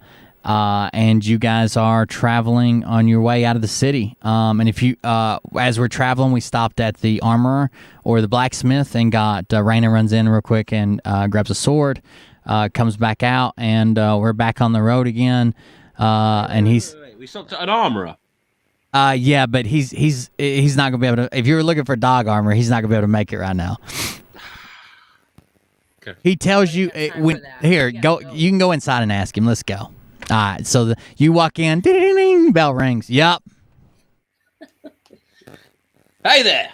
Bang. Do you need dog armor? Do I do what? Dog armor? Dog armor. You want to armor your dog. Rusty. Yeah. He needs some plated armor. Rusty. I'm sure that I could put armor on a dog. It would probably be better as leather armor, maybe like a +2 or 3 to his AC. But it would take some time to do. It's not like a goat. Like if it was a goat, I would have off the shelf armor for it because many people have battle goats. I've got a goat out the back. Right. Then we just find out if they need armor. So, yeah, that guy right there. That's the guy who stopped in here yesterday and bought goat armor. He's got a battle goat, much cooler than a dog. I swing round. Okay, so he's already got armor, right? So what about the dog armor? How long does that take? He says, "Are you part of that woman who just walked out of here? You're with her group? Yes. You're traveling together." He says, "I tell you what." He takes out some reading glasses and sticks them on. They're much too small for his face. This is a big dude with a big fucking head. He swings a hammer all day, but he puts on some glasses that are like much too small for his face for like reading glasses. Then suddenly, out of nowhere, he pulls out like a seamstress measuring tape, and he bends over to like Rusky and starts like taking measurements and stuff. And he tells you that he thinks he can make it, but he can't make you any promises. And when you come back, he should have. When you come back, he'll have a template made out that don't cost anything. And if you want to proceed, that it would probably cost you, because it's a custom job, maybe 4 gold pieces, but he'll make you a set of leather armor with steel in certain places, like the jugular and shit, and on top of the head. But it'll probably take a few days. That's after he makes the template's going to be the hardest thing to make. It'll take a few days to a week for that. But if you still want it when you come back, you can pay then, and he'll make it. Well, I'm on adventures now, so I could really do with the armor right now, but. I understand this sort of work takes time, and yes, go for it. So, hang on, can I pay you half now or half when it's made? Well, you can pay it all when he gets back, as long as he's got a good template made. You don't have to pay anything right now. He won't charge you anything to lay out a template. It'll be once he starts making it after the template, when he starts actually making armor. That's when you'll have to pay if you want to proceed. Okay, armor my Rusty. He even says, he's like, are you sure he doesn't even act like he likes you? Is this even your dog? What if you pay for armor and he runs away before you get back? Just make the bloody armor and then I leave. Okay, bloody armor coming up. Rusky yaps behind. It goes out the door. The bell rings again. You guys hop back on. As we get into the back of the vehicle, can I try and cast this animal charming spell again? I know it's still early morning, but I'm a bit worried. Sure. Actually, you need to be if you're wanting to hang on to that dog, you need to be making some animal handling checks. Just at different times of the day when there's like some downtime or something, you can be like, I'm going to tell Rusty to sit. And then I'll let you roll for it with your animal handling proficiency. And if you have enough successful ones of those throughout the time that you've got him under the spell, you won't need the spell anymore. Okay. You know what I'm saying? So let's do an animal handling check. I ask him to bark. You ask him to bark, and then what do you have to your animal handling? Plus, you're not proficient in it, and it's +0, so it's just a straight roll, buddy. 30. Since we're all in the back with him, can we assist him with his animal handling? It takes a village. I would say that you're sitting in the back. Me and or Aaron and Aquaria are up front. You're like whizzing through your books looking to see if you can even use a cantrip, because it doesn't look like he's going to do very well at this. And you're giving him pointers and talking, so you can roll a d20 twice and give me the higher number, M, with the advantage. Sorry, me. Yeah, you get advantage from Zay helping you, so roll a d20 twice and give me the higher one.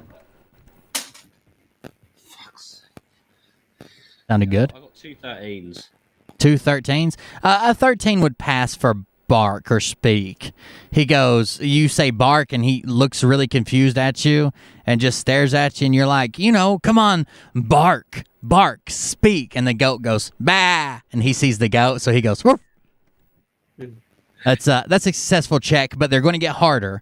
That was just a DC 10. It's going to go up as you have to do more, because you're going to have to get, control of the dog. But if you get enough of them successful, yeah, he'll be your dog. You won't have to cast a spell anymore. That'll do, donkey. And I'll also say that unless you come into combat or cast a different spell, we'll just go ahead and say that you have your animal charm spell readied and waiting for noon, and that way we'll be able to keep up with it all the time. So if you get into a battle or cast disguise self or some other spell, we'll have to redo this. But as of right now, you know that at 12 noon you got to cast a spell, and you'll automatically do it if nothing changes. Sound good? Sounds good. All right. So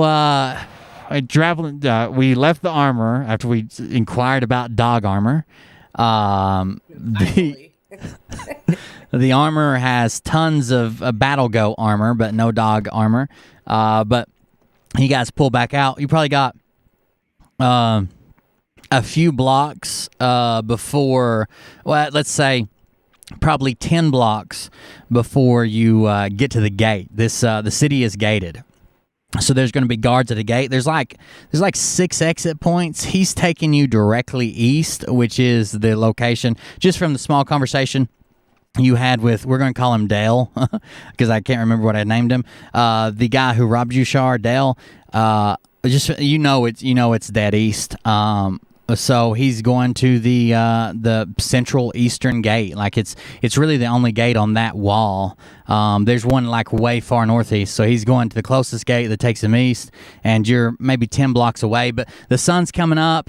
People are starting to hustle and bustle. The armor actually had just opened. The blacksmith had just opened. But people are starting to come out. You're seeing more people leave their house. The further you go, the more crowded it gets. Not that it inhibits you in any way, but you're just seeing life again, because it's been pretty, until you got to the blacksmith, there wasn't a whole lot of people out. It was just too early. So now you're starting to see some people coming out of their houses. You can hear, just general commotion, people going around, and he comes up to a set of like row houses, like almost like really tall apartments, lots of brightly colored houses here. And when he gets there, there is literally a sign that says Eastern Gate, and it's to the right. And when he goes to make the turn to the right, he roll an animal handling check, Aquaria. Are you still here? You didn't leave, did you? No, I'm here. Okay, roll an animal handling check. Because you're sitting up front with him. 15? 15. Oh, you don't have plus anything to yours? No. Okay, that's fine. When he goes to turn the corner, oh yeah, you do. You have +2 for animal handling on the second column there. The big long box beside your hit dice, or beside your constitution, +2. So you got a 17. Anyways, when he goes to turn the corner there, almost magically, when he's hanging that right, he's sitting on the left side of the car. He seamlessly slips out of the seat, lands the reins on your lap. The goat notices and hops out with him, and he just jets out away. And as he's leaving, he says, "See you on the other side. I don't do gates." And he's gone, just disappears. And now you're driving and headed towards the gate. And it's probably 3 or 4 blocks away. Do you guys want to... you guys don't know what they're going to ask you. You haven't been out of town in a while. So you guys really don't know if they're doing like fucking body cavity searches, or if they're just waving at people when they go by. Who knows? Do you guys want to maybe come up with a story before we get there? That might be helpful of what you guys are doing together, and why you're where you're going. If they ask you, they might not. But it would be like a border crossing. They might say, "Oh, where are you headed to today? You got business down there?" Kind of deal. Are they going to call us illegal? Are you doing something illegal? No, do we have to show paperwork or are they? No. No paperwork, but they might question you and say, where you headed to today? Blah blah blah. You know that there's going to be the States Guard there, but as you draw just a little bit closer, you can actually see a tuft of perfectly orange hair in the shape of like a push broom run down a plate of armor. It would be the same tuft of hair that you saw on the knights at the gallows. There is the church's guard is there, as well as they're like intermingling and taking charge way more than they should be. The church's guard is there too. So I'm not telling you what to do, but you can't go up there and say, hey, we're going to bust the church at some cave with a slug. So you might want to come up with something better than that if they ask you. So I screamed from the back, guys, what happened to Rice Krispie? What are we going to do here? Shashar, I told you I didn't trust him. He said he doesn't do gates. Okay, quick question. You don't do doors either. Since Sashar got the couple of kegs of beer, there's nothing illegal about us transporting that, right? No, they're not going to hassle you over beer. Beer is like the most, just like the common drink here, right? It's what it is. Nobody drinks the water because people probably shit in it. I don't know, but beer is pretty commonly drank. That's not like transporting across state lines or nothing crazy. They're not going to look in our spatulas, right? Because we all have spells. Well, you haven't been out of time. You haven't been out of town in a while, but it doesn't seem like roll a perception or insight. You could see the gate. Perception. Roll a perception.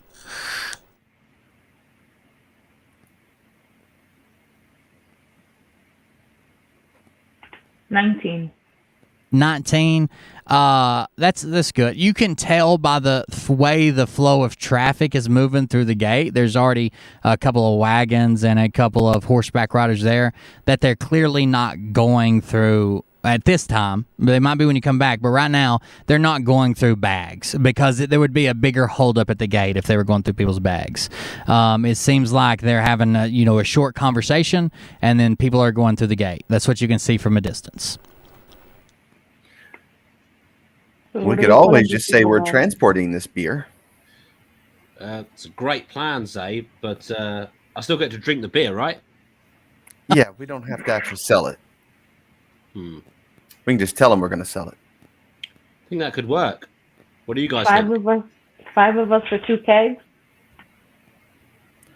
Well, I mean, we could get ambushed. We need defenders.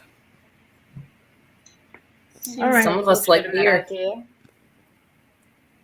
So you're getting close. You're probably about a block away from the gate now. We haven't slowed pace. We don't want to draw any attention by like stopping and making a plan. So we're probably at the about a block away from the gate now.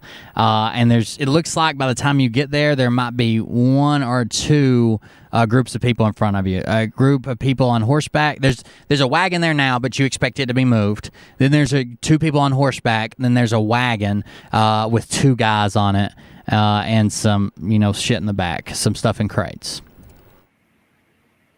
And make sure to cover your face up, or at least duck your head down. They might ask some questions about that. While I'm talking, I'm going to be taking my jacket, pulling it off, flipping it around, and it's white on the inside instead of black. Okay. And putting it back on. That's cool. It's reversible. Sweet.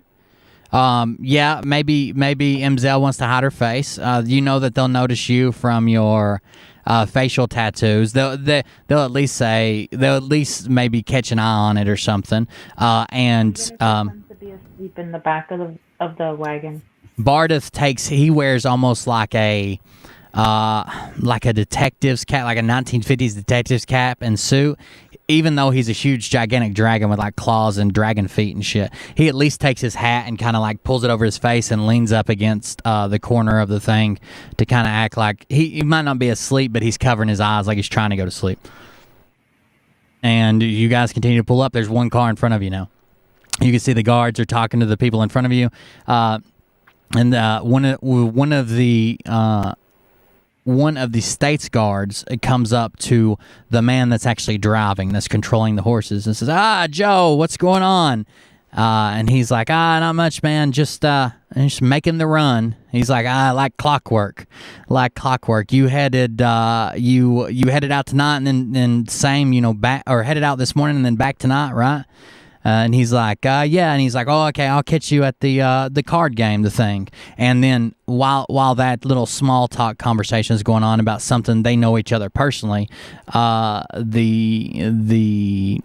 knight of the church, the one with the orange hairs, is like, he's squared away and by the books, and he's like, all right, let's move it along. Enough small talk. And he starts motioning it for it to come through, almost like he's in charge rather than the other guard. And then they pull through, and you guys pull up. Aquaria is driving, and everyone else is in the rear, right? Yes.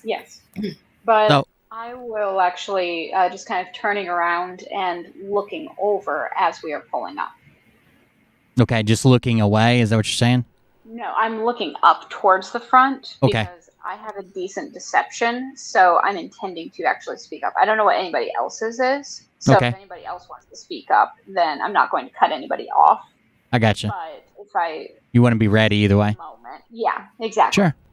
So you guys pull up there and stop at stop at where he tells you to stop, and he's like, he looks directly at Aquaria and says, "Hello, where you headed to today?" I look him right in his eye sockets and I say, all bless the great orange one. The one with the orange hair, right? Huh? Yes. And he said he gives, when you say that, he gives like a side eye look to the church's guards and goes, yeah, praise be to the one with the orange hair. Like he wasn't expecting to say it, but now that you said it, now he's worried that he has to say it. So he says it. And he says, you headed out of town? He seems friendly. I am. I have some beer. We have a party that we're going to in the woods tonight. Oh, going to a party in the woods. Oh, okay. Just the beer and some party supplies. Yeah, they don't know when we get there that we're going to be drinking off of their kegs, but yeah. Sure. How many people in your party? And he starts to count. He's like 1, 2, 3, 4, 5. The 6 of you and the dog. Yes, that damn dog. We had to bring him. And then he says, "Oh, okay. Well, you be safe. Have a good trip. Don't be drinking and horsing around." And then he waves you on through. The church's guard never looks up. We'll try not to. Good day. And he's already like, by the time he say good day, he's already talking to the next car. He could care less. So you pull through the waving at him. So you pull through the gate, and the next car pulls up, and it's basically out the gate. I mean, you don't have to make any sudden decisions. You're just driving on a straight road. There's no turns or nothing to make yet. And then as you pull away from the gate, and you can see like the city walls and there's a guard's tower there. It starts to get lower on the horizon because the earth's not flat. And as it begins to drop in the background, the woods kind of taper in. It's less open. It was a field kind of up to the gate. Now it's more wooded, and it gets a little bit tighter. And you're pulling up, and then roll perception. Roll up? I would say Raina said she was facing forward. Raina and Aquaria. Roll a perception.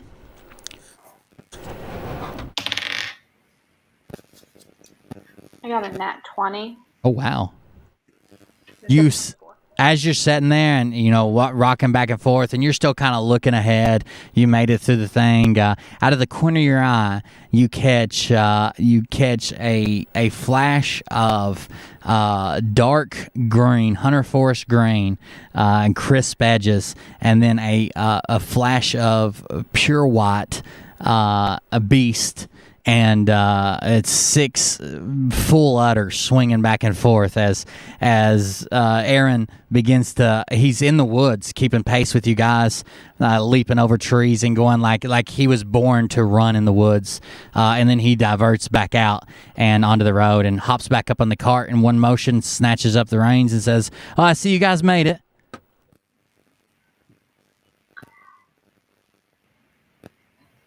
No help from you. Hey, Sneaky, where'd you go? You just took everybody and left and the goat? I don't do gates. Imagine if you didn't do gates, that you would have left too. You guys did the gate, right? I don't do gates. They don't. You mean you don't do guards? Don't do guards and specifically gates. None of the Rangers Watch would be going through a gate that's manned by not only the guards of the state but also the church guard. I'm not even supposed to be in the city. You could have given us a bit of a heads up that you were going to leave us before we got to the gate. Oh, you didn't hear me say I don't do gates. I'll see you on the other side. You didn't. You could have let us know way before that, and also what to expect from the gate. We had to work that out ourselves. Sure, you could have let us know that you were going to waste 10 minutes of our day trying to buy dog armor, but you didn't. It was just suddenly as we were trying to leave. I think I did. I think I mentioned that back at the Cold Beer Confessional Tavern, in fact. Maybe, but I was with Lady Guinevere. And the goat. Yeah, you could have, this whole thing was serious. You're wasting time. I saw it all. I was right there in case you needed me to hold your hand or you wanted to hop in my pocket. It's all okay. We wouldn't let any harm befall you, Shashar. I knew you put that goat in a pocket. Dimensional pocket. And he's oblivious that he doesn't think he did anything wrong. That's his normal routine. He hops out and watches as typically a lot of times if they do have to come into town, instead of like traveling in packs, they'll catch. He tells you like we'll catch a vendor or somebody going back. Somebody that we know is friendly with the Rangers Watch. And we'll ride almost all the way in, then we'll hop off, sneak over the wall. That's the same way I came to see you guys. That's what I do. That's how it works.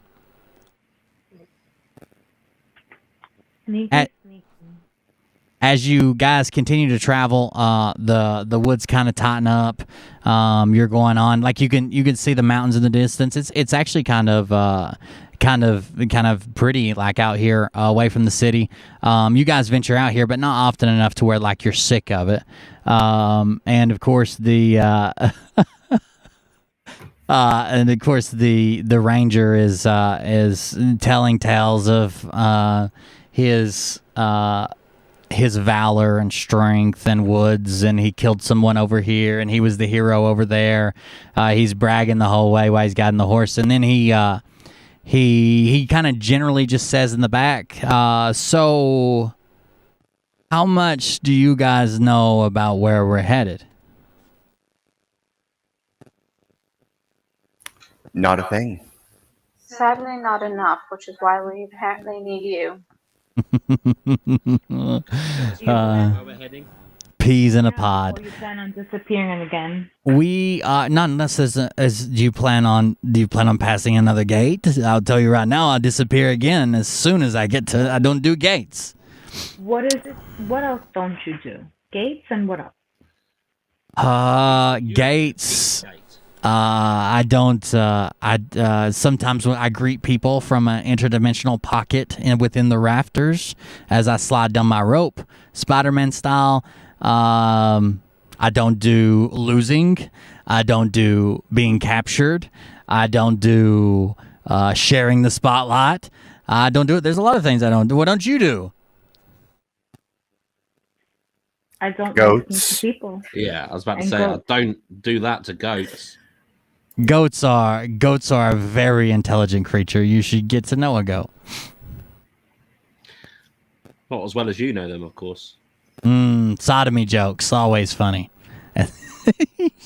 He just continues driving. As he looks back ahead, he says, the area that that Dell was trying to take you to was where he meets his contact. His contact, we believe, is also kind of a forced, half on board with the church, half kind of coerced into being on board with the church. Probably not enough to be trustworthy. But he didn't have a decent. One of the reasons we slept in, he didn't have a decent plan. Dell was supposed to meet this guy 4 days ago.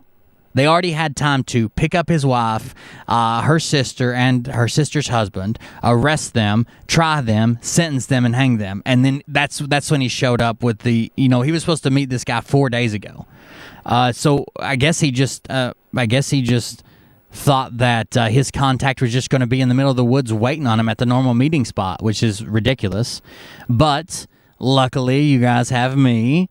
So after we had followed Dell for a while and got his pattern down, we had followed his contact for a while, the man he meets, and we followed him for a while. Never spotted, always from the woods, silently creeping behind him. And we saw where he ventures to, which is a cavernous expanse that was it's older. It's almost in ruins. The bottom floors of it, from what we could gather from some intel, the bottom floors of it are flooded. It's an ancient area built into not really a mountain but a hillside, and they operate out of there. But I will tell you, from what we can gather through the intel, I've been in it, but not all the way through it. As far as I could get unnoticed, it's a labyrinth. It's a maze. It was built a long time ago, and they built it not only with ease of cutting through the rock. So like instead of making just a straight tunnel, if the rock broke a little bit to the left and a little bit to the right, then a little bit to the left, they just went with the ease of the rock.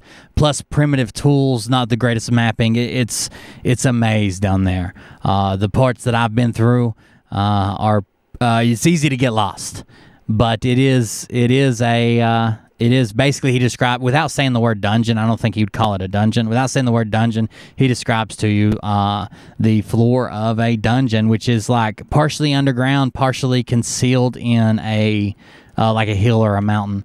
And he's like, he even says, and have you heard the stories of a giant slug?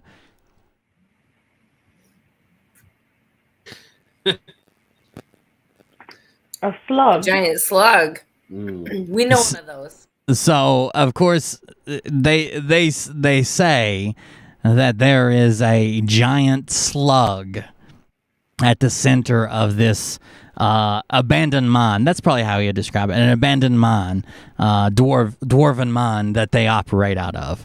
A giant slug, something I've yet to see.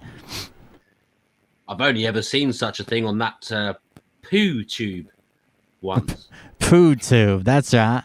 That is the States Guard official propaganda website. Susan Wojcicki runs that as well. He says, I've never seen a giant slug, but that's what the rumors are, a giant slug. How giant are we talking about here? Giant for the size of a normal one, or? It depends on who you talk to. Some men say, they saw a slug at least 200 foot from tip to tail, and other men describe it as humanoid stature, maybe 8 foot taller than a human, maybe 8 foot tall. Men when they're scared don't always come up with the most reasonable explanations. My only ever experience is a video on that poo tube of a dance teaching me how to sluggy. And teaching you how to sluggy. Oh, Yeah, he automatically starts. He starts with the beat, and he's like, yeah, I remember. All my bitches love me. That's the next thing he says. Teach me how to sluggy. That's right. Apart from that, no experience. He says, I'm neither one for fear or tall tales. So I guess we'll see about this slug. And then he just goes back to looking at the road. And you guys are more than welcome to ask him questions or talk or whatever. You've never seen him in person. You've only heard tales of him. Yeah, I've none of the Rangers Watch has. We went in shifts. I do have a way, a less conspicuous way, a way not regularly traveled that we can get in. But we've traveled several times. We know that we have not explored the entire mine, but of course we've never run up on a slug. Of all the people that's went in there, we've never run up on a slug. We have captured people that have left the mine, and when we're able to get them out of their trance they're under, they've had tales of slugs and the Queen of Three and stories, fever dreams maybe.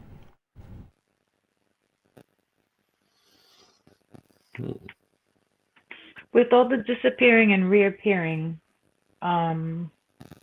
you've never once believed to have come in contact with him or anyone. Does he have anyone that works for him? I guess he if he exists, I guess he works for the church. I've never come in contact with a giant slug. No, I've killed my share of beast, just never a giant slug. And the cart keeps rolling. You guys are traveling at a decent pace. It's not too bad. Let's say that Aquaria, are you still up front? I am. Roll perception, and then does somebody want to be keeping an eye out the back? Well, I'm at the back with Rusty, so yeah, you roll a perception as well. I'll give it with the perception back. Sure, go ahead. You can have advantage. I got a natural 20 plus 4, so I have 24. Shit. How y'all rolling so many natural 20s? That means you're going to die in combat. You're going to be rolling a bunch of ones. No. You're using them all up. Anyways, with a natural 20, you see the lay of the land. You see ahead. You don't see anybody waiting on you. No traps. No ruts. No sharp rocks that you might fuck up a wheel of the wagon on. And you are one with the road. What about the back? I rolled a 15 with a +3 perception, so 18. An 18. Yeah, you don't. There's a couple times that you see. By this time, you've went past some cutoffs and some other roads. It's not just this one fucking road. It's winding and a trail and other roads cut off and little makeshift like hand painted signs. You can tell, like being out this far, a lot of farm, a lot of woods. The city cares a lot less about this area. Than they do about, like, the city has like nice actual street signs, like modern day street signs. Out here it's like nailed up on a tree and it's hand painted, and you've seen some people and they've peeled off and went their own separate ways, but you don't believe anybody's following you or anything else. You're good to go. You're traveling down the road. I don't know if it makes a difference. We have I have an advantage from Raina. Yeah, you can roll again and see if you get higher than 15. I mean, it was good enough, but you can if you want to. Yeah, it was good enough. But just in case, who knows what else could be? No, it wasn't. It really wasn't. Carry on. So you guys got the lay of the land. You're traveling back down. You travel through most of the day. You eat your lunch. You enjoy the sights. A couple times you actually pass States Guard out on patrol, and as they pass, they kind of they're actually in their armored suit, mounted, and then as they pass, they give like almost like a little salute. They don't stop to bother you too much. You see a few caravans of supplies headed in and out. Some kids playing inside the road at a couple farmhouses. As you get up to about, it's after lunch. You guys ate. It's getting to afternoon. you roll another. Both of you roll another perception. So it's been 3 or 4 hours. 19. We've got 9 plus 3, that's 12. That is a 12. Up ahead, Aquaria, you see a group of men on the side of the road, maybe 50 yards ahead. The road's like slowly curving to the right. You see a group of men along a fence line. They got their back to the road. You can't make out what they're doing, but they kind of got their back to the road. You can hear, them talking. It's not like they're trying to be quiet or stealthy or anything. They're clearly talking loudly. They got their back to the road, and they're doing something kind of away to you. But the way the road curves and the action that they're doing, you can't really tell what they are. You can see that Aaron's pointy ears kind of perk up, and he's looking ahead.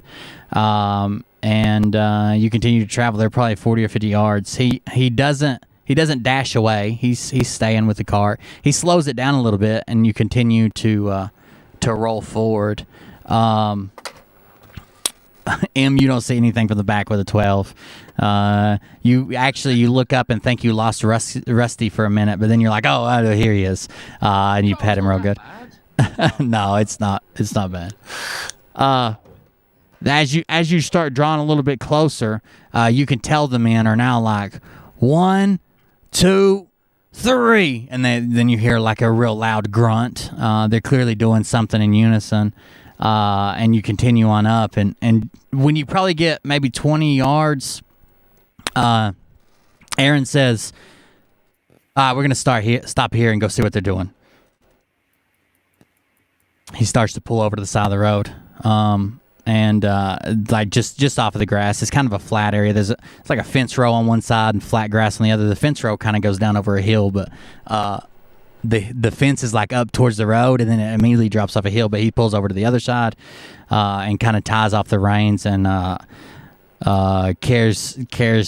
ties off the reins, hops out, and says, when no one moves immediately, he's like, okay, I'll handle this one, guys. You can get the next one. And he walks on up.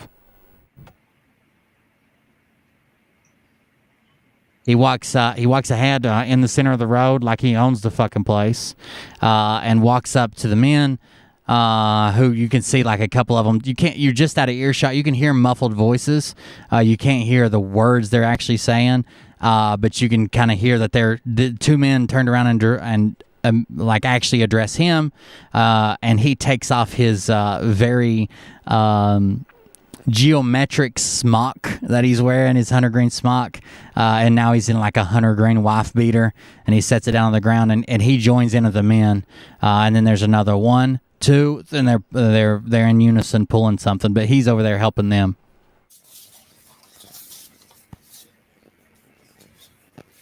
You guys just gonna wait, or anybody want to check it out? Yeah. It doesn't seem like he's coming back immediately to tell you what it is. So, investigation would be the thing to go for, right? Sure. If you do it from here, it'll probably have to be a pretty high number. You're still 20, 30 yards away, or you could walk halfway, or you could walk all the way up and do an investigation. It's up to you.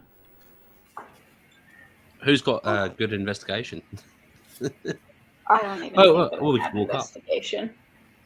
Oh, no, I actually do have investigation, but I'm actually going to just sighing, and I guess he's going to delay us a little bit longer. But I'm not the strongest of individuals, but it looks like they're trying to get something up and over.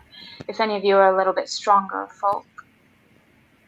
So, let's say, when you say stronger folk, Bardeth just kind of grunts like, oh, that's my cue, I guess. And he hops down and starts walking that way, slowly. I'll walk that way as well, just to see at least what's going on in case there's anything that I can do, because it does seem like something that's it's a little bit out of my wheelhouse just from this angle, but I'll head over to see what's going on.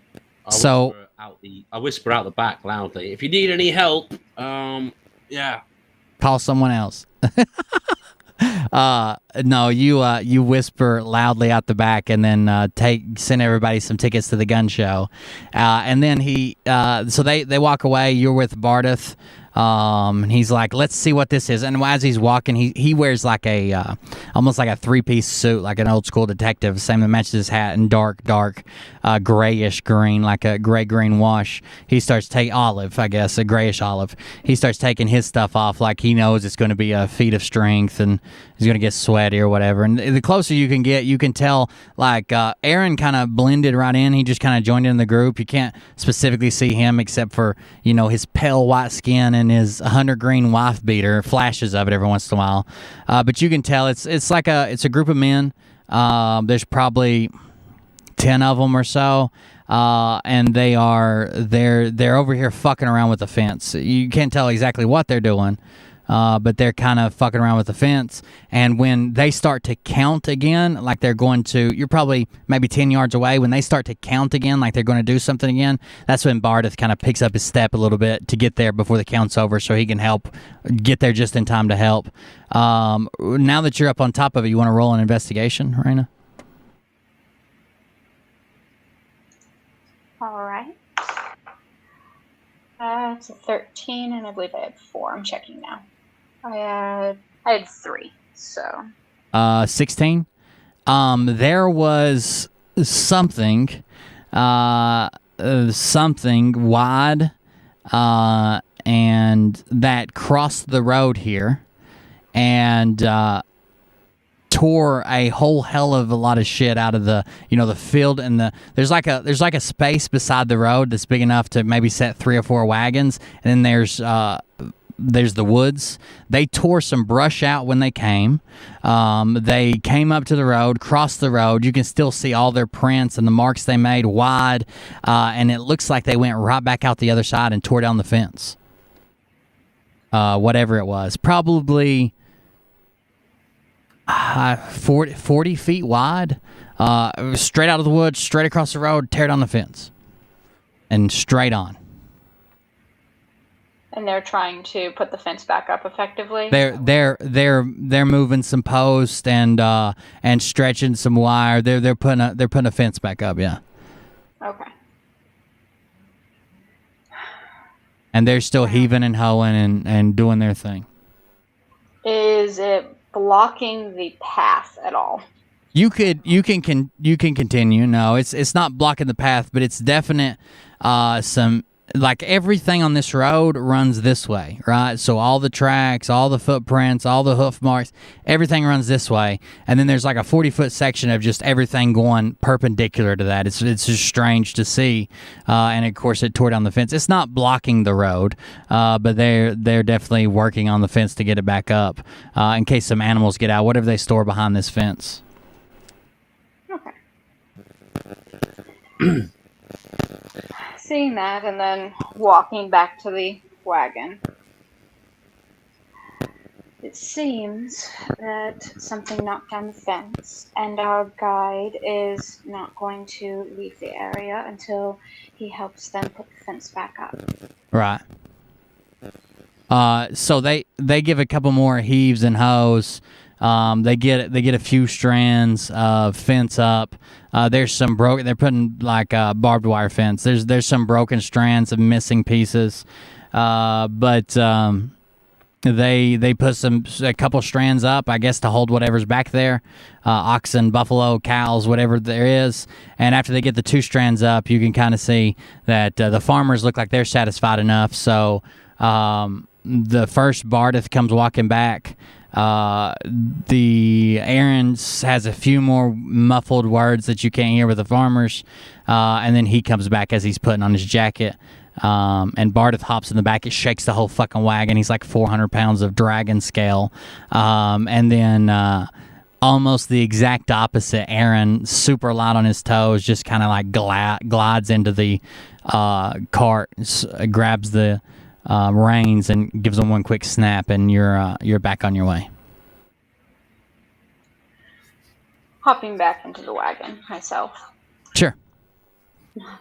And then you're going back through. You pass over the spot where all the damage was done. And while you're there, you can kind of, even more so from having the elevation of the wagon, you can see almost a trail cut through the woods. And then, of course, on the other side, you can kind of see the trail that was cut through this man's field. The fence was gone. The trail was busted out. The farmers are still standing there, small talk or whatever, and kind of looking and pointing. They seem to be astonished at what happened as well. They're surprised something happened as well. And then the wagon, because there's people there so close, the wagon just slowly rolls by while everybody just kind of takes it in. Did they say what caused it? Whenever Bardeth speaks up and says, "Didn't ask. Didn't ask." And then he's like, he says, "Hey," and gets one of the farmers' attention.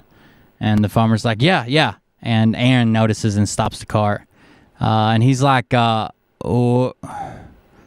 what did this? And the one farmer kind of takes his hat off and walks over a little bit. And he's like, the damnedest thing. People. And Bardeth is like, people? What do you mean people? And he says, not like me and you people, but like a herd of people. Just wandering.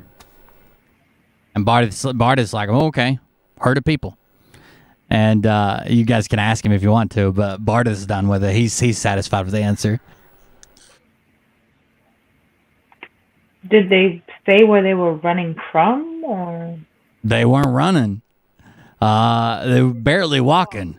The pack's so tight, shoulder to shoulder, like a single unit, and barely moving. Didn't pay no attention to the woods, pay no attention to the fence. They just went through everything. So like a horde of shambling people. Wonderful. Yeah, have you ever seen a person just walk through a barbed wire fence and not stop? Even when the fence, we had 5 strands of barbed wire here. Even when the fence held up the first couple of people in the back just kept pushing until they pushed them through. It was like they couldn't feel pain, or at least didn't pay it any attention as they pushed each other through and moaned and groaned and went on about it. I actually caught them down in the field. I could see them coming. I caught them in the field. They didn't even respond to me. I yelled out. I followed a patch of their blood. They went as far as you can see, straight, until they left my property.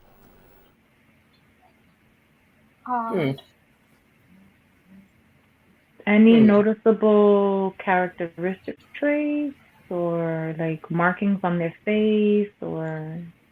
Sure. The characteristic was they were a giant group of walking people who feel no pain. I don't know what it's. I've never seen anything like it. It's just walking straight. Did they look like they were in a trance? Maybe. I don't know if I've ever seen anybody in a trance. They look like they were all going the same place, the same time, at the same speed, in the same direction. Did you call out to them? Yell at them? Did they respond? Nope, never. They didn't look up. They didn't turn. They didn't shift. They didn't waver. Did they have normal skin complexions, or were they like pale or bluish or greenish? Or? Other than the guys up front, I mean, it was a mix of. I mean, there was humans and goblins and half orcs and I mean, it's a mix of different races, but other than the people up front who were pretty bloodied by the fence, they look normal. A crowd of people.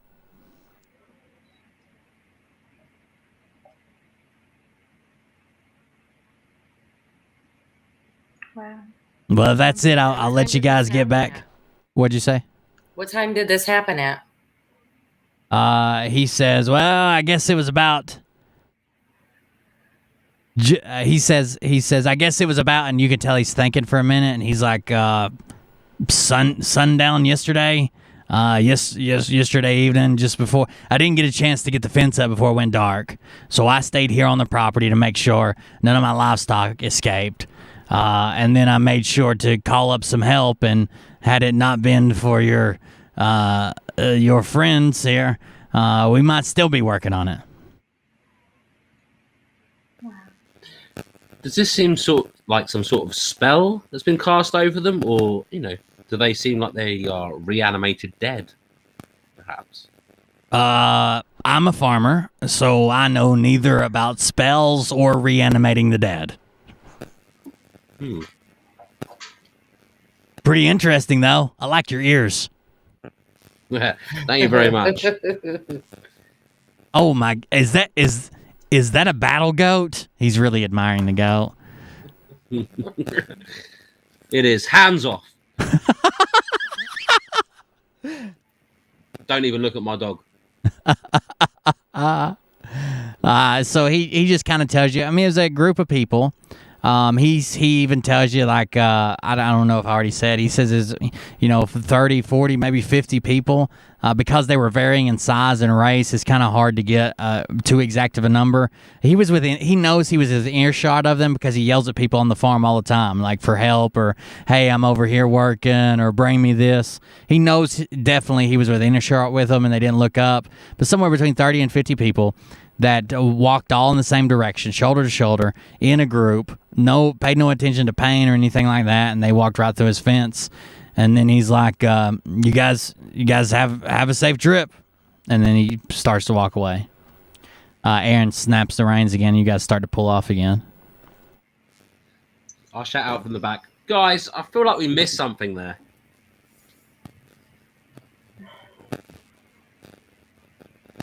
I don't know. Could they have been zombies? That's what all the chat's saying, if you want to know. Everybody in chat's like, zombies, it's zombies, get it, zombies, kill the zombies. What, zombies? I don't know about reanimating the dead. Well, they showed up. It was after the execution. Roll a just somebody, one person, roll a straight knowledge and add nothing to it. Just a D20, and let me know what it is. I'll opt out of 17. I rolled a 14 plus 3. That's a 17 as well. Somebody wants to know what happens when the dog and the goat breed. Then we get battle dotes. Battle gods. With a 17, it doesn't hit you right at first, but you kind of while we're traveling down the trail, let's say you hit your books again, and you're reading, and you kind of get into like a rhythm with the way the wagon rocks, and you're traveling, and you just get in a comfortable spot, and you're reading through your books, and then boom, like a light bulb comes on. You think back to the fact that the church was attacked by people who wandered aimlessly together, and some people were talking about how the attack was strange because, well, first of all, who would attack the church? It didn't seem like the church had any enemies.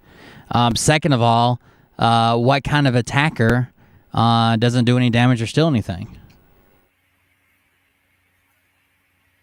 And those two things click together. Like these people wandering aimlessly, those people wandering aimlessly. Maybe it has something to do with the other thing. Maybe it doesn't. But that's what clicks in your mind as the cart's traveling down the road. And you can share that with people if you want to, or keep it to yourself. Especially their inability to feel pain, or at least apparently.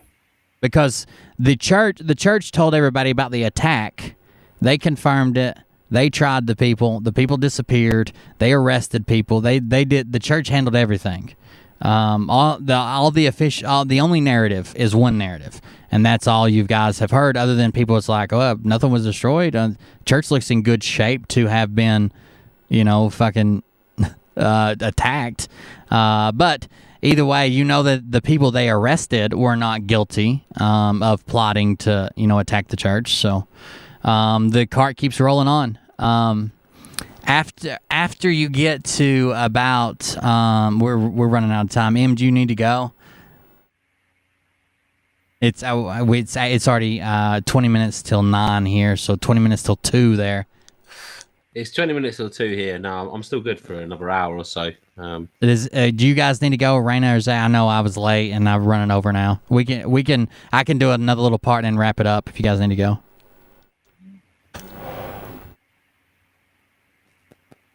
No, we're good for a little bit longer. Okay. So as the anybody, I don't know why I just said Raina and Zay, but do you guys need to go? Aquaria or Imzel? I think Imzel said she's good. If everybody's good, as you guys continue to go a little bit longer, small talk and stupid shit. There's one point where you guys are betting who can throw a rock the farthest, and they're doing stuff back and forth, and the pace picks up a little bit. You can tell that Aaron is kind of, since you've left, he's still carrying on a conversation. It's not like he's cut off, but since you left, you could tell he's running some type of calculations or keeping up with something in his head. He's more preoccupied than he was earlier, and then he picks up the pace a little bit. And he says, "We're a couple minutes behind if we're going to get into camp before dark, where we're going." And then he picks up the pace a little bit, but you can tell he's kind of figuring all that in his head. He's good at that shit. He picks up the pace a little bit. The next spot you come to of any significance, unless you guys got something, is actually it's like it's almost like an interstate rest area. Like the way it's set up, there's like almost like an off ramp. There's like a siding behind some woods, and he pulls into that siding, and there's like a couple hitching posts. There's kind of like an area there, like if you wanted to have a fucking picnic or eat, there's like an area you could hang out. Not that I recommend having a picnic here; it's kind of dangerous, but there is a spot there, and there's a spot to park or hitch horses or whatever. But he doesn't go to the hitching post. Instead, he goes all the way to the back of this pull-off area. He kind of maneuvers, turns around, finds a small spot beside a couple of large trees, and pulls the cart through between those two trees. And he's like, "Okay, are we letting the horses loose and finding our own way back, or are we going to leave them here and try to tether them up? Maybe we can make a pen right quick and let them graze. So what do you guys want to do with the horses? So we can turn them loose and get two more. Might take some time when we're done, but I want to hide the cart. He wants to camouflage the cart, but he tells you, you guys want to help me, put them out to pasture. We can make a quick fence right quick and keep the horses. Or if you want to go on, we can cut them loose." I don't know why I had the farmer's voice, but go ahead. Let's rope the horses, leave them the Rice Krispies, and let's disguise the cart. Sure. He spends a few minutes kind of you can tell like he's really good like at knowing like the lay of the land and what's going on. He spends a few minutes and finds like some stuff that he knows that the horses would like to eat in kind of an open area, and he takes some rope that he has in his bag. It's almost like real heavy duty twine, and he ties it around a few 7-8 trees and makes almost like a pen for the horses, and they got enough area to graze, and he throws some oats out, and then you throw some Rice Krispies out there grazing. He goes back over to the cart and basically, there's your Rice Krispies, takes some boughs and some limbs and kind of camouflages it. If someone run right up on the cart, they're going to tell it's a cart. I mean, it's a big square box in the woods. Straight lines stand out like that. But if someone was just not paying attention, it's not like they can't see it from a long distance. He sets all that up, and he's like, he sets everyone's packs off, and he grabs his, puts his on, and cinches it tight. He calls for Lady Guinevere. She comes straight to his knee and sits, and then he says, "Speak," just to show off. She says, "Bah," and then he's like, "All right, here we go," and he starts walking off. You all haven't even got your bags on or anything. He's walking. Here we go again. I guess we're off. Everybody snatch up their bag right quick and join him. Yep. So Here's what we need. We need the order that everybody's in. He is front. ERREN. Aaron. This is the marching order. So Aaron's front. Then who? Who wants to go second? I'll go second. Unless we're worried about any kind of traps or anything like that, then I'll go more in the back. When we think that there are going to be any traps, then I'll go more in the front. He says that like when you ask him like do you expect before you get to the narrow part of the trail where you have to kind of almost be single file, there might be enough room for two smaller people to be side by side, but it's mostly single file. When you ask him about traps, he's like yes, sometimes like we use these trails and I know this trail. It's been, probably 3 weeks since any rangers have been on this trail. There could be a trap. The woods are kind of inherently dangerous. There may be a trap, maybe not. So if you want to stay up front, you can. You can stay right there in the middle at the third spot, or you can go to the back, whatever you want to do. Yeah, let me go in the middle. We should probably put the dragon. So I look at the crew and Rusty's sniffing around everywhere and making sniffing noises and, and making little yelps and stuff. And I say, I should probably stick at the back of Rusty. Okay, is Shashar bringing up the rear? Let's not say that when we're talking about Shashar and dogs or goats.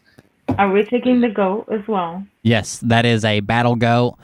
You'll be surprised what he can do with it. So right now I've got Aaron, and then Bardeth, the Dragonborn, then Aquaria, and then Shashar at the back. Not taking the goat up the rear. Where do you, Imzal, you want to go with Aquaria, or you want to be where you want to be? I'll fall to right before Shashar. Right before Shashar. Zal. And then we've got Arena and Zay. Raina, I'm going to put you right dead in the middle. All right. Unless you have any objections. And then Zay, you are third to last. Works for me. So the trail narrows. There's times where you're convinced there is no trail. And then there's other times where you can tell, oh, he's put us back on the trail. But he doesn't seem to have any doubt. He's got a complicated system of whistles and clicks and noises that he's making that not a lot of people would recognize as anything other than maybe like a squirrel or some type of small ground animal in the woods. But it's almost like he has an entire communication system with the battle goat. Lady Guinevere goes ahead. Lady Guinevere flanks left, flanks right. Like they've done this before. They are a team moving through. I'm going to Shashar. I need you to roll perception, and I'm going to roll for Aaron. You see that? I use my invisible dice. Look how magic that is. Get him. Boy, 17. 17? Okay. Do you have anything plus or anything? For what? Perception? Yeah, it would be intelligence, right, for perception. Intelligence is... Sorry, perception is +3. Yeah. No, +4 for intelligence. Oh, +4 for intelligence. Okay. And then I rolled a 15 plus... Sorry. I rolled a 15 plus... Is it 5? Okay. So you don't notice a whole lot, but you are keeping a really good eye on the, make sure nobody's following you every once in a while. You're keeping decent spacing, so you're not going to get hit by a damn, one spell is going to take out the whole group. But he pretty quickly finds a trap on the trail. without saying a word, instead with a couple clicks, he has Lady Guinevere halt and then block the trail as he stops for a second and just holds up a finger for you guys to wait, and proceeds forward, and he disarms a trap, moves it off from the trail, allows you guys all to pass. Lady Guinevere now leading the way. She passes all the way around, and then he resets the trap behind him, and then resets it right back across the trail, and then hustles back up to the front through the left flank and gets to going again. It's a really tight trail. It's in forest, tall, straight trees. You can see for a long ways. It kind of all blends into the pines, but they're all straight, no low-hanging branches and stuff. It's the middle of summer. It's kind of warm. You guys walk through most of the evening, and you come to the exact area where he knew the exact time you're going to make it to. Probably 30 minutes till sundown. You come to an area that's not on this. If you want to even, this is like an animal trail, like a goat trail. That's why it disappears and it's single file. If you want to call it a trail, he finds a spot off the trail, probably 30 or 40 yards, and he just says, over here. And immediately ducks off through there. You guys are following in a single file line right behind him, and there's another area that's kind of sheltered by a rock face that gives you some protection from the back, and has a little bit of a clearing. You can tell that there was once a fire pit, but someone tried to cover it up and hide those embers and get rid of it all. And there's a couple of flat spots there to set out tents and make camp for the night. And he tells you, he's like, this is the spot. We'll stay the night here. And he's kind of in a hushed voice, but he's not joking. There's no mistaking. Like he's extremely. The difference between him in town and him in the woods, this is his environment. This is his job. He is no bullshit now. He's like, this is where we're camping. He's just very matter of fact, and tells you all to set up camp, while he goes just a little ways off from that area, over to the left, and starts setting up his own camp in what it's like a hammock. He's not staying in a tent. Probably be a good place for investigation if anyone. Sure, you can look around. You can do perception or an investigation. Even insight on him if you want to, but he seems pretty up and up. Can I do a find traps around here? I mean, this doesn't. Sure. Is that a spell you got? Yeah. Okay. Let me look it up. You sure can. Find traps for Shashar. I mean, it doesn't look safe. It concerns me that he's not staying with us. He's setting up camp just over there. It concerns me that people have been here before. It looks like they're snuffed out of fire. Mm-hmm. I think we'll have a look at if we're looking at staying here. If that's what you're suggesting. Sure. That's what he told you to set up camp there. And he starts. He moves. He's probably 10 yards away, maybe. It's so your spell. You cast Find Traps. It's an instant spell. It takes your action. You sense the presence of any trap within range that is within line of sight. A trap for the purpose of this spell includes anything that would inflict a sudden or unexpected effect you consider harmful or undesirable, which was specifically intended as such by its creator. The spell would sense an area affected by the alarm spell, glyph of warding, a mechanical pit trap, but it would not reveal a natural weakness in the floor, an unstable ceiling, or a hidden sinkhole. This spell merely reveals a trap is present.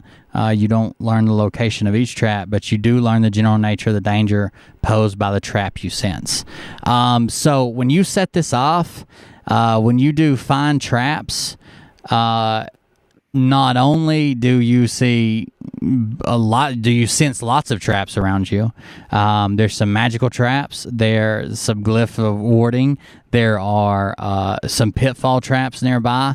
Not super close, but near enough that it sets off your alarm. You also get the sense that Aaron is actually, he's already hung his hammock and he's setting up traps himself around where he's sleeping.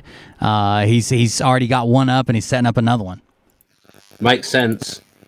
Good, I want to know if there's gonna- traps around the place that they've led us to. Sure. So I he wanna create where. Go ahead. he kind of catches on to what you're doing. He's like, man, there's I told you the woods are dangerous. There's traps everywhere. Like the reason I don't disarm all of them is because there's just too many. The reason I put them back is because someone put them there, and if I come through and disarm it and don't put it back, they're going to know that I came through here as well. So he just kind of tells you they're everywhere, but they're not in your camping area. They're not immediately close. It's not like he's having you camp on top of one. That's what he's telling us. Yeah. And he sets his own traps. That's the way he sleeps. That's the way he tells you all the rangers sleep like that. We all set a couple traps when we go to sleep. Or he doesn't even sleep. I don't know if you guys know this about elves or what. He doesn't even sleep. He trances. He only needs 4 hours a night, and he's never like fully unconscious. That's why I was up so early this morning. I'm a half elf. There you go. Carry on. What did you say, Imzel? I was going to say that I wanted to detect poison and disease. Detect poison and disease. Yeah, give me just a second. By the way, he while I'm looking this up right quick so I can read it, he says you want to he said we're a little bit off the trail. Does anybody want to want to do shifts of guard shifts? I only need 4 hours of sleep. If someone can, if we can split it up and cover the first 4 hours, then I'm good for the rest of the night. I can stay up the next 4 hours. But that's up to you guys. I have no problem with staying up for a little bit, keeping an eye out. Yeah, we can do. He says we can do 1 hour shifts, 2 hour shifts, whatever you want to do. But if I can get my 4 in, that's all I need to trance, and then I can stay up the rest. If I can just get 2 people to do 2 hours, or 1 person to do 1 hour, or don't do it at all, and I'll be up in 4 hours. And then you volunteer to stay up. You want to do an hour or 2? I'll do 2 hours. Does anybody else want to do the other 2 hours? You're still going to get a full night's sleep. I'm not going to fucking exhaust you or anything. It's shifts, so somebody can guard the camp and wake everybody up if something happens.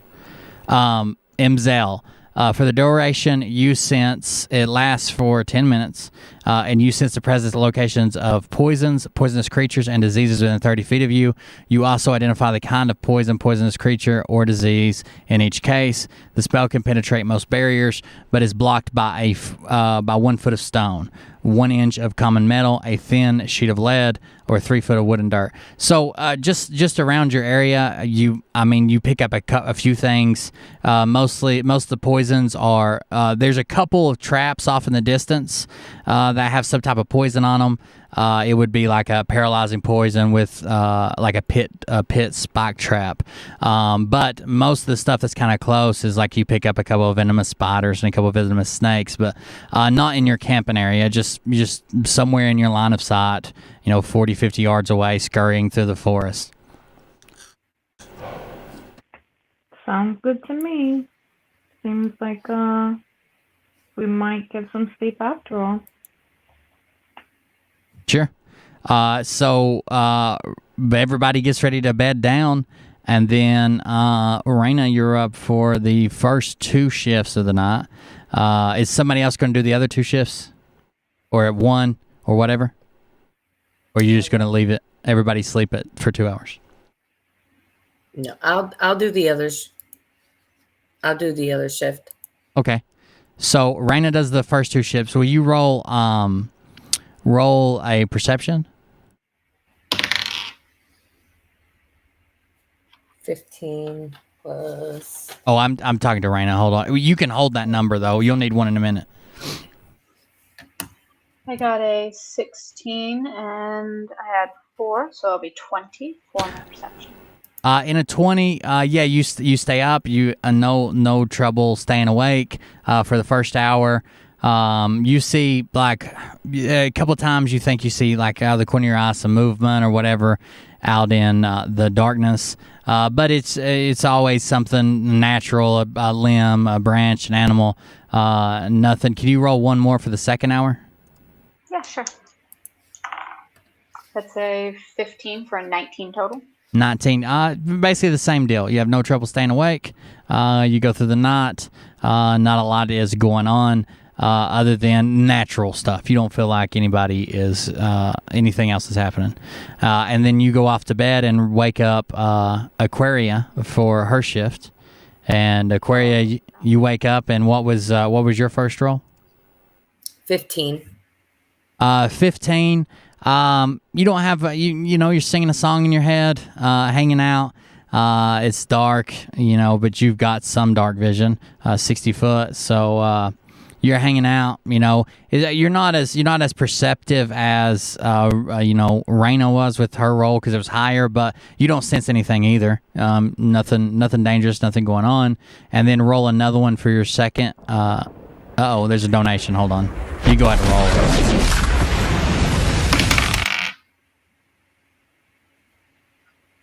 Oh, that was Shar. Thank you. Those folks back there were Liberty Warrior Nation fence sitters. That's Oh, why no. I didn't get out of the cart. I hope Aaron isn't getting his intel from Jeff B. Oh, no. They were Liberty Warrior fence sitters mending the fence. I hope Aaron's not getting his intel from Jeff B. either. Thank you for the donation. I appreciate it. Anyways, what did you roll for your second one? 12. And 12. But I gotta add the 4. 16. Perception. 16. Okay. During the second hour, you don't feel like you fell asleep. You don't feel like you caught sight of anything. You feel completely safe. Like if it was there, you would have seen it. While you kind of hum a song to yourself, hang out, try to be quiet or whatever, and then you go down and wake up Aaron. Just to let you know, Will, I'll be using my trance as well, only needing the 4 hours of sleep from High Elf. Sure. And that way I can keep my eyes on Aaron for his watch. Gotcha. So when you go over to when your shift is over, as soon as you take the first step towards where Aaron's sleeping, he immediately opens his eyes and says, "I'm good," and gets up, disarms the 2 traps that he set, pulls up his hammock right quick, stuffs it in a bag, and calls the goat over. He sets up one way against a tree, and the goat sets up the other way on the tree, and they're both looking in opposite directions, just scanning back and forth. And then Zay's up too. Do you want to be like, I don't know, kind of opposite of him, like on the other side of the camp? Or you want to be right on top of him? No, I'll be opposite side of the camp. I don't want to be that close to Mr. Goat. You want to roll? We'll just do an average. So roll 2 perception checks. Sure thing.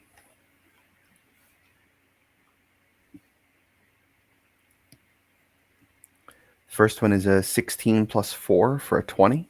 All right. And then the second one? Is a 12 plus 4 for a 16. 16. So both times you don't see anything out in the, going on in the darkness, and you don't see him doing anything out of the ordinary other than, keeping a close guard. He does his guard shift, and then the minute that his 4 hours is up, he does a couple clicks in a whistle, and the goat comes immediately right over to him, and he starts walking over to the camp to wake everybody else up. He doesn't say anything to wake them up. He just touches them on the shoulder, like he creepily through the tent. He just like touches you, and the next thing you see is like his eyes while he's staring at you. He starts waking people up. You might get to some of them first, but he seems like he almost enjoys sneaking up on people to wake them up. And everybody gets up and starts packing up camp. Well, you guys can have breakfast or whatever if you want to cook something. He built a fire. It's like a real low fire, almost in a pit, to keep the smoke and flame down. But there is some warm coals there if you want to warm anything up or you guys want to eat. So I wake up in my tent, stretch, and look down at Rusty, and he's looking at me. He's looking at me weird. Uh-oh. I can tell, I can tell that he's, he likes me, but it's as if someone has kind of removed something from, his affiliation, his appreciation, his love of me. Right. He's like, I still like you, but who are you? Almost. Can I put a charm spell on him again, or sure? Well, it automatically went on at noon yesterday, but yeah, you can do it again now, or you can do it at noon again. So we went past the 24 hours, didn't we? No, it was 24 hours would be at noon, and we set it up to go automatically off at noon yesterday, and now it's probably 6 a.m. the next day. You still got 6 hours on the one we did yesterday. Okay, so that's why he still seems like my pal, I guess.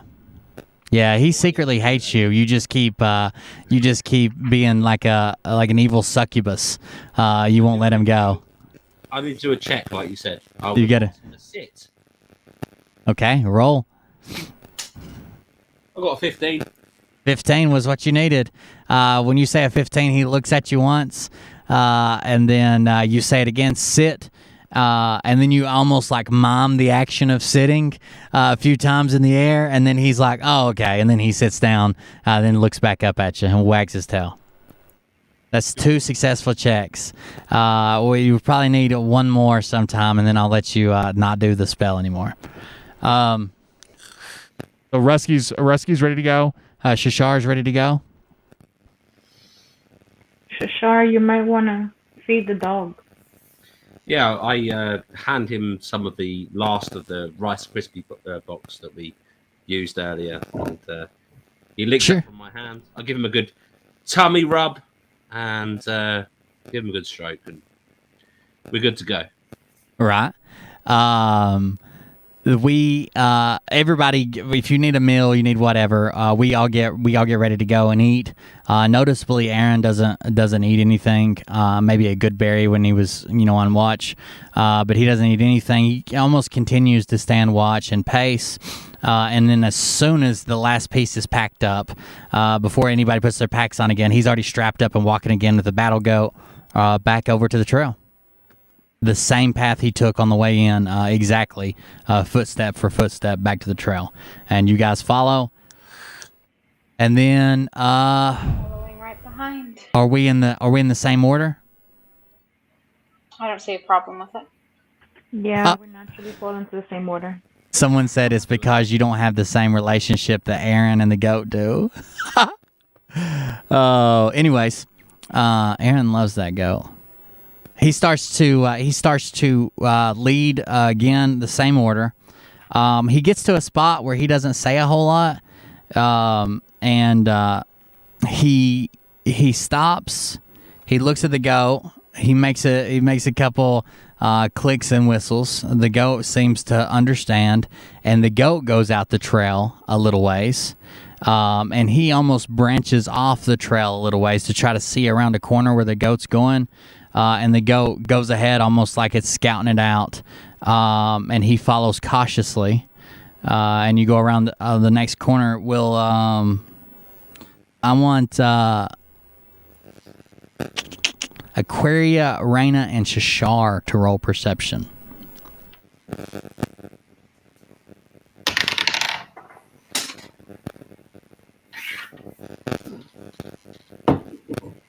$17.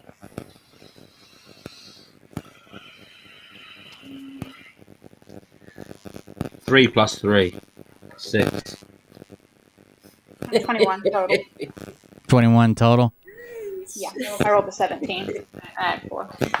Did your invisible dice betray you already, Em? Yeah. When has the dice ever been nice to me?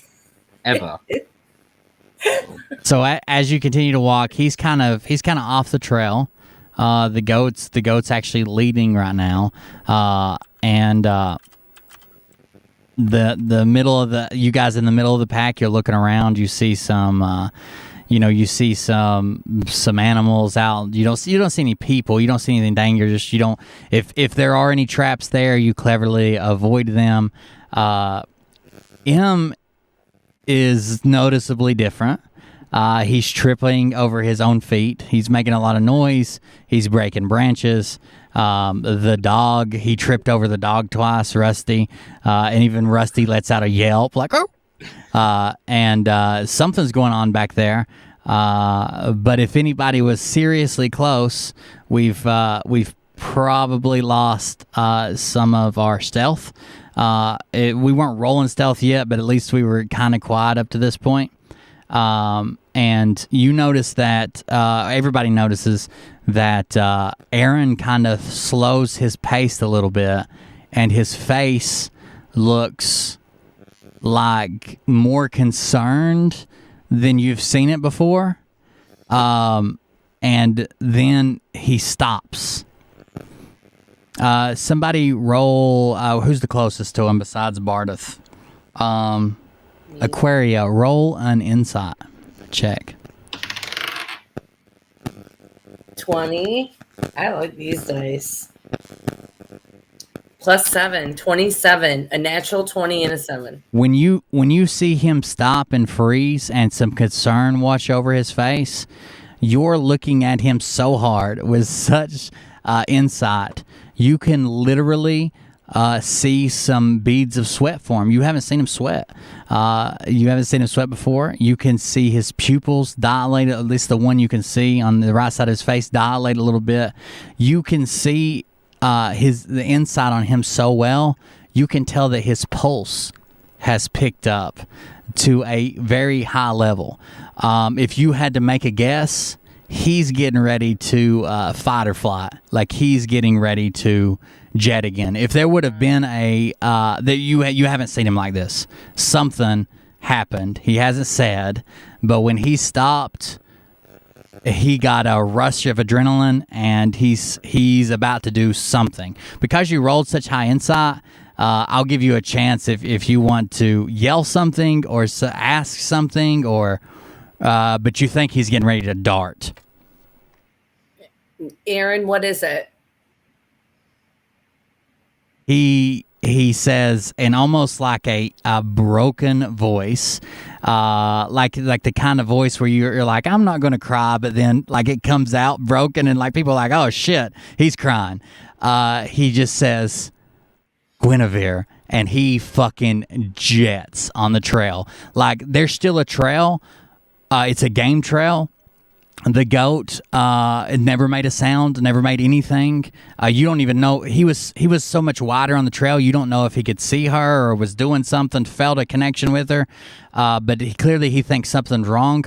The trail is like a game trail, so narrow right now that he's moving at such a fast pace. Even though he's nimble and agile in the woods, he's actually widening the trail. He's making it like he's not checking for traps. If there's some, he's fixing to set them off.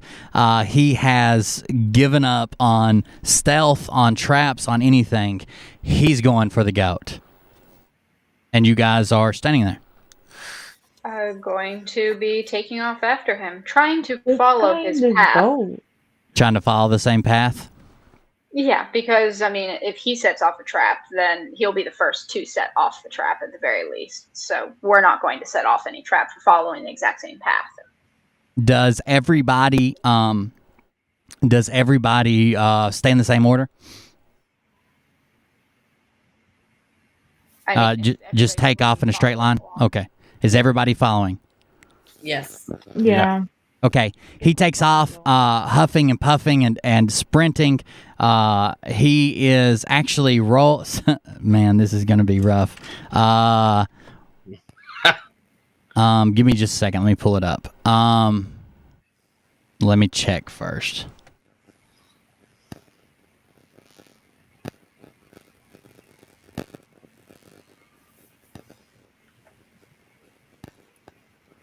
+7. He's getting it right now. He takes off, and let's see, Bardeth. is going to, if y'all are staying in the same line, Bardeth has got to make some rolls here because Bardeth is not as fast or as agile. So I'm going to have him do an agility check, and I'm going to have him do a nature check, just to be moving through like the woods and over and around. So one's for the woods and one's for his agility in the woods. He has agility or dexterity. Okay, athletics is +7 though.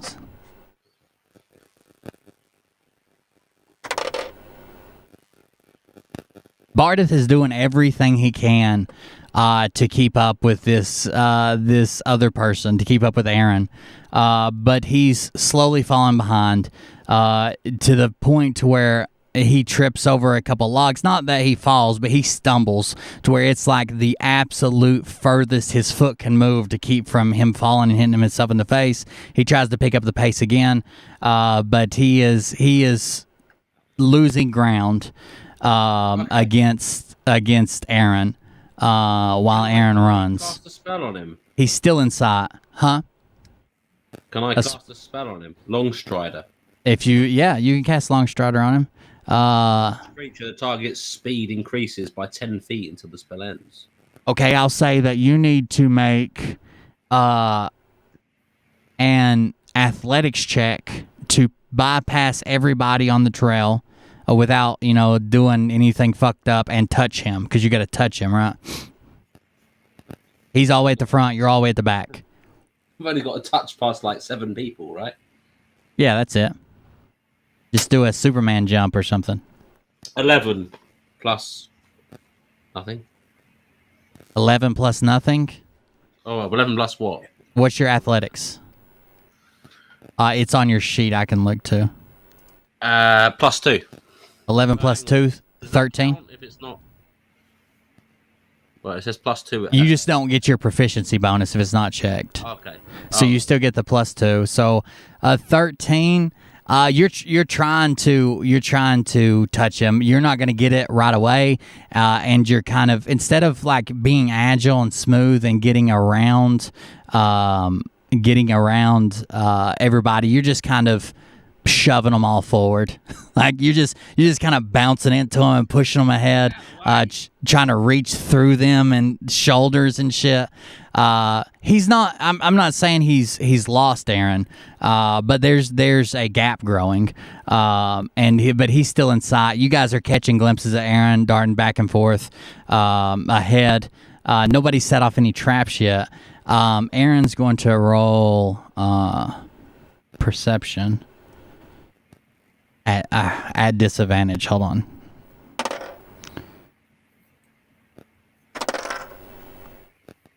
Let me look at his stats. At disadvantage, he rolls a 19 still. Bardeth needs to roll perception. Damn it, I really, really wish he wasn't second. I feel bad doing bad rolls for like a character that I'm controlling as well. At least it's not me for once. Even if it's still on the same team. I'm about to send you some of my dice. I'm going to bless them before I send them to you. Send me some. Natural 19. I've got 420D and all of them don't do me any favors. Like, you got to rub your hands together. I need. Can I enhance his ability to run? Whose? Bardeth. He rolled a natural 19. He doesn't need it. He's +0, but he rolled a natural 19, a 20 and a 19 actually. So nobody else is hitting any traps. If you're falling in the same line, no one else is hitting any traps. The trail begins to curve to the left, but Aaron is not going to the left. Aaron is going off the trail to the right. Are you guys going to keep following him? He's out in the woods now. I guess it would be up to Bardeth, but he's not here. So Aquaria, are you going to keep following? If Bardeth follows Aaron, are you going to keep following? So where's Bardeth now? I mean, you say he's falling a bit behind. I cast that spell. I guess is keeping up with us now? No, he was falling behind Aaron. He's still in front of you, but you couldn't touch him yet. You're going to touch him this round. Go ahead. What are you going to follow Bardeth if he goes? I'm going to, since he's been trustworthy this far, I'm going to go ahead and follow him. Okay. So he leaves the trail. Bardeth, M finally gets up. Shashar finally pushes through enough human shoulder bones to touch Bardeth at the front. He's got Longstrider. So he picks up the pace noticeably. Just as Aaron goes over a little drop off in a hill, and you guys lose sight of him, but just because he went over the hill, he hasn't outrun you or anything. And you guys continue. Bardeth doesn't set off any traps as long as you're following him. And when you come up to the next part of the hill, everybody needs to roll perception.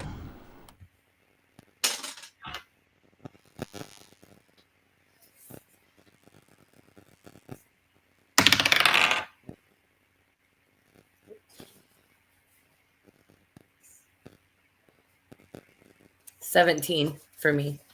21. So I've got 15 plus 3. 18. Am I getting this right? The ones that are marked, the ones that are I've got the ones that have a check, you add your proficiency bonus. The ones that don't have a check, you just realised this, and even my bad rolls, I was not adding the proficiency bonus to things I'm good at. So yeah, if you're proficient, you add the proficiency bonus. Right. So what was the roll for? It was for perception. 15 plus 3 perception plus the proficiency bonus, which is 3. Right. There you go. Right, so 21. 21. Natural 20. Mm-hmm. And Zay. 23. Then when you guys get over the hill, there's a couple of like on the downside of the hill, there's a couple of limestone like rock formations that kind of shoot out off the bank. They kind of like come out arched like a big like God took a big ass rock and just shoved it in, and they have like natural overhangs.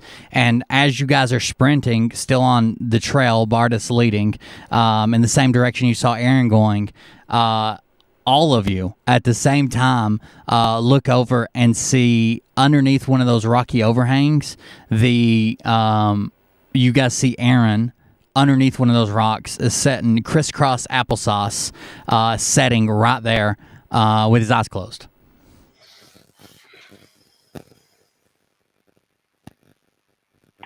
Where's the goat, bro? Where's the goat? He's humming. He's making noise. He's kind of mumbling to himself like, no, what, where, but he can't. He doesn't respond to you.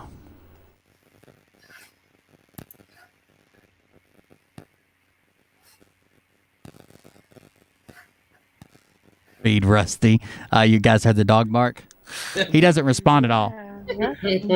People are saying I need to feed Rusty. I mean, I've run out of Rice Krispies. So, guys, has anyone got anything I can? Oh, we got these good berries and a packed lunch. What's in them? Baby Bell. Yeah, a little bit of cheese, for sure. It's kind of moldy, but it's cheese. It's supposed to be like that, right? I empty out my moldy cheese and a few other things that I don't like for Rusty. He eats. He stops barking. There we go. Rusty eats. Aaron is sitting there with his legs crossed. Somebody, if somebody wants to approach him, roll an insight. You guys have stopped. You're just standing there looking at him like, why was this guy running, 100 miles an hour, and now he just stopped, and he's just fucking sitting over here mumbling. I'll move up to him, but I'll let somebody else roll the insight. Okay. I'm not trained in insight.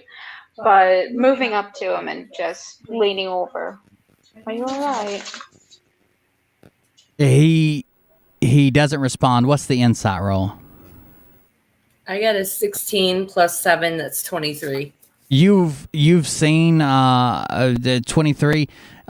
You've seen this. You've seen someone cast this spell before. He's deaf. He can't hear anything that you guys are saying to him. He might respond to touch, or like pressure or a clamp, but he can't. He is probably casting to see through his goat's eyes, as like a find familiar.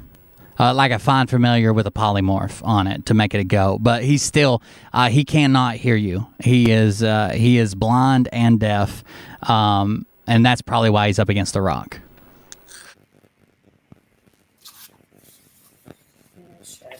Guys, so we're just supposed to wait here until he's still like it's almost like even though he's doing this, it's almost like he's still panicked. He's looking around. He mumbles a couple more things. He mumbles 3. He mumbles stone. He mumbles glyph. He mumbles no a couple times. He mumbles holding. He mumbles a couple of things as he's got his eyes closed and his head's also darting back and forth and like up and down, and sweat's forming on his brow. Like if you didn't know any better, you would think he was having like a fucking heart attack and a seizure at the same time. He is in a panic while he's casting this. Am I able to cast a spell right now, or did Sure. I use my? As long as you got a slot, you can cast a spell. I do. I want to use the glyph of warding in reverse. You want to use glyph of warding. Yes. Do you want me to read it, or? I thought I knew what glyph of warding was, but what do you mean in reverse? It'll reverse whatever spell he's under. Hold on, let me see it then.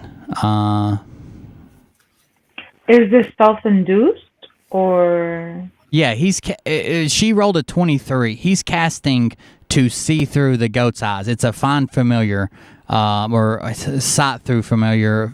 It's part of his action that he can do with a familiar, with an animal. And he's looking through and hearing through as if he were the goat. Is what he's doing right now. When you cast a spell, you inscribe a glyph that harms other creatures, either upon surface, such as blah, blah, blah. To conceal the glyph, if you choose a surface, you must remain in its place. If the object has moved more than 10 feet, the glyph is broken, and the spell ends without being triggered. The glyph is nearly invisible and requires successful intelligence investigation check. When you cast spell, glyphs inscribed on surface must be tools, including touching or standing on the glyph or moving of another. For glyphs inscribed, once a glyph is triggered, the spell ends. It has nothing to do with a glyph. I don't think you can use a glyph to fight his sight through find familiar.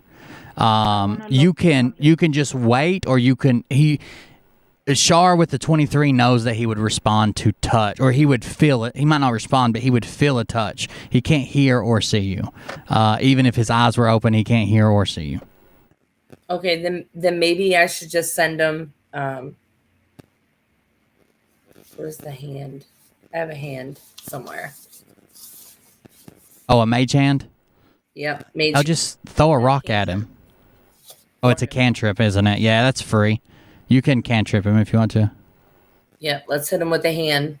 Wake your ass up. So when he feels the pressure on his shoulders, he was going back and forth from his eyes open and kind of glazed to his eyes closed and darting again, and then he would open his eyes and they would look glazed over, almost like Snow White, and then he would close them and he would dart again. When you touched him, he had his eyes closed, and when he felt it, his eyes come open immediately, but they're no longer glazed over, and he pops up. And when he does, it's almost like he runs like maybe 2 or 3 calculations through his head, and then he starts to like take off, but then he stutters, and then he starts to take off again, and he's like, and like he doesn't know what to do, and it's not natural for him because he always knows what to do. But he's clearly an issue. Locate his object. I just want to locate the goat. We're taking a lot of time on this goat. Sure. If you want to locate object on the goat, you're going to cast locate object. Wait, before we go wasting all these spell slots, somebody does somebody want to ask him what you're like? Hey, what's up? What's going on?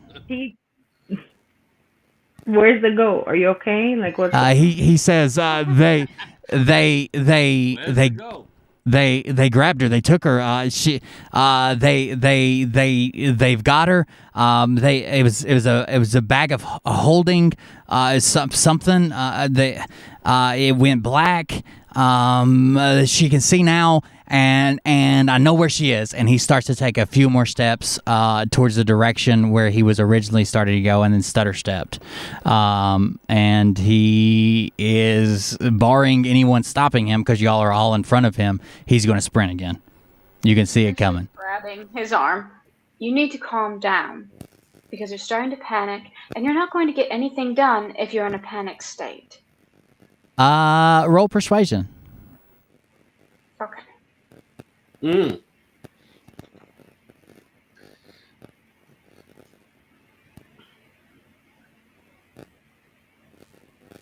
You've also heard him scream. A couple of words that he mumbled were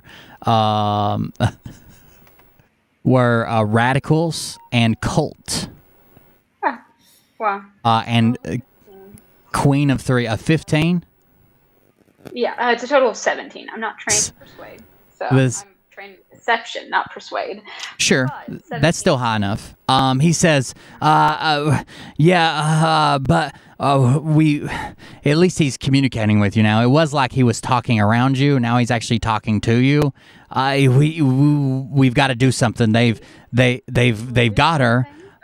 All right. All of us will do something. If somebody came out here and took the goat, we'll all go and get her. It's going to be all right. Okay. He's still pretty freaked out. But at least he's speaking with you. And he starts to describe sort of what happened. So the goat was ahead. He got wide to where he could kind of see the goat, and then he felt like at one point the goat was out of his vision. He tried to view through the goat's eyes, and the next thing he knows is just everything went black, which makes him think that the times that he can't see through his familiar is like when the goat's in a different dimension. So like if it was like in a bag of holding or this or that or whatever, when it's officially in a different dimension. So he feels like some type of magic was used. And then it came back and he saw, he hasn't told you this story at all up until this point, but in these woods and part of these traps that are set, he says that there's a religious sect that the worship the one with the orange hair, radicals. They have camp near here at the lake. It's like, and he starts calculating again, but you can tell he's easily frustrated. He's like 650 yards from right here, down by the lake. They got her. And we need to go get her. She's there with them. All right, that's a good direction. So he what do you guys want to go in the? He says immediately, because he's tore up. He says I'll lead. Let's go. Do you want to go in the same order? Do you want him leading or pointing, and do you want to be in the same order?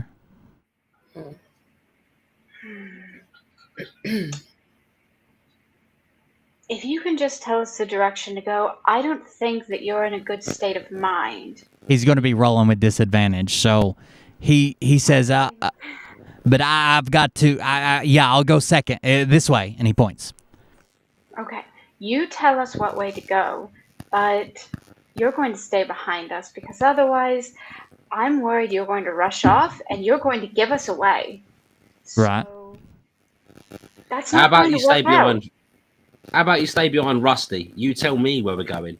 That I'll sounds wonderful. I will forward it to Raina.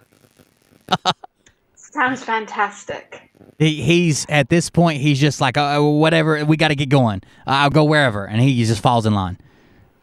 But you can tell he's impatiently pointing and like tapping his leg, like he needs to go. Okay, we'll get going.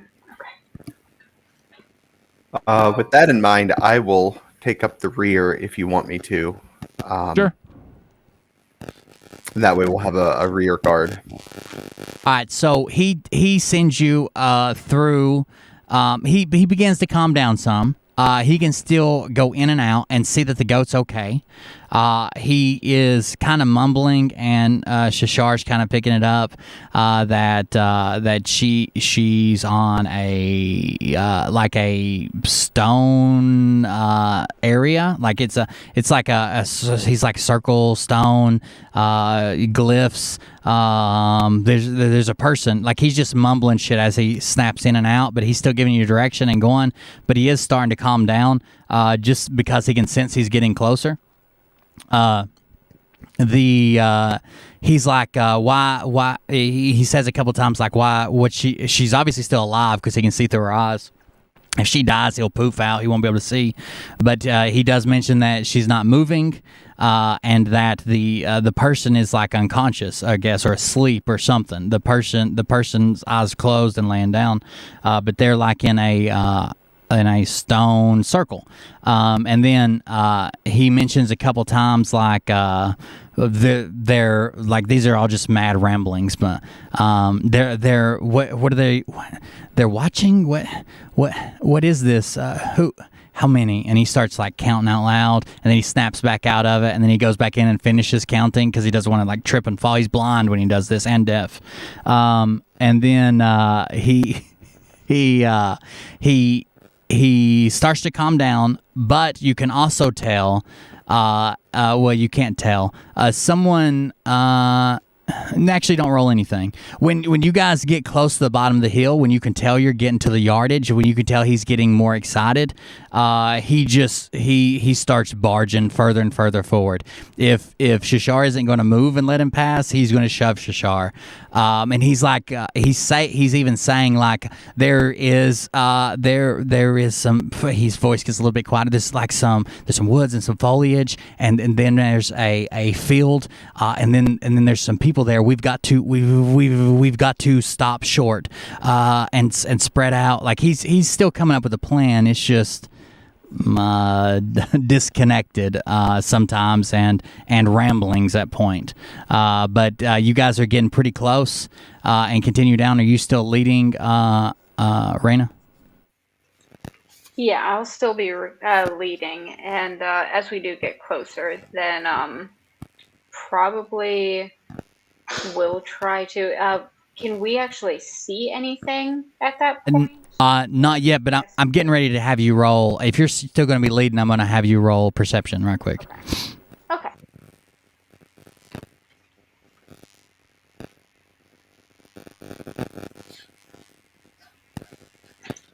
Rolled a 16 for a 20. A 20.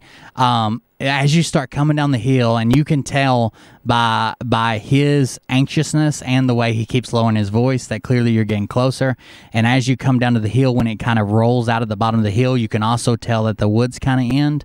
And what you see as the woods kind of break, because you're up a hill, I told you there wasn't much foliage down low, but you're up the hill, so you're still looking at the tops of trees. It's a pretty steep hill you're coming down, but as soon as you break that foliage, it can kind of see out over what is a field.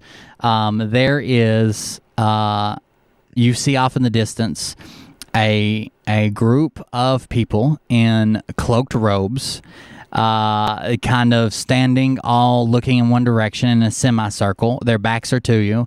They all have a strange tuft of orange fiber right atop their hoods.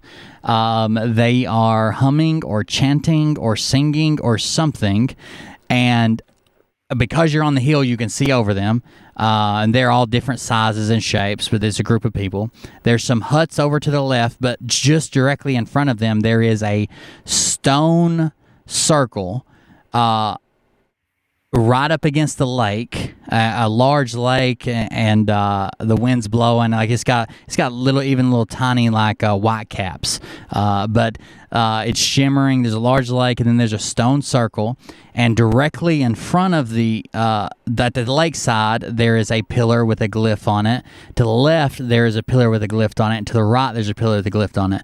The goat is sitting directly inside the center of the circle, and the people are there humming or whatever, and there is just some naked dude laying beside the goat in the circle as well, just hanging out, kind of a portly dude with balding, comb-over, scruffy beard, naked for some reason, laying in the middle of the circle, and you see all that happening as the crowd, as you guys, not the crowd, you guys start to kind of fan out and what is the tree line.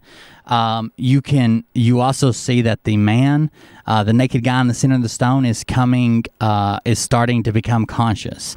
The goat is, you would think it's a statue.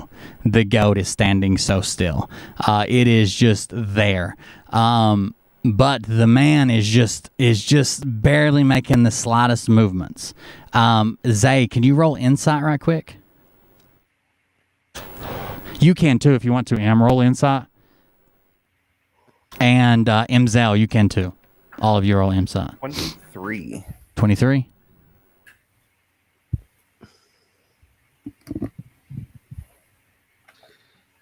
Just to say while they're rolling, there's a call for merchandise here. Oh yeah. Wants a T-shirt with "Save the Battle Goat." T-shirts made up. T-shirts with a Rusty the dog on. Hey, you got dog armor? That's what it should say. Yeah. So I have a 19 and 3. A 19 and 3, a 22, and a 23. And what did you roll? Did you roll in? For what? Sorry. And just an insight. 12 insight.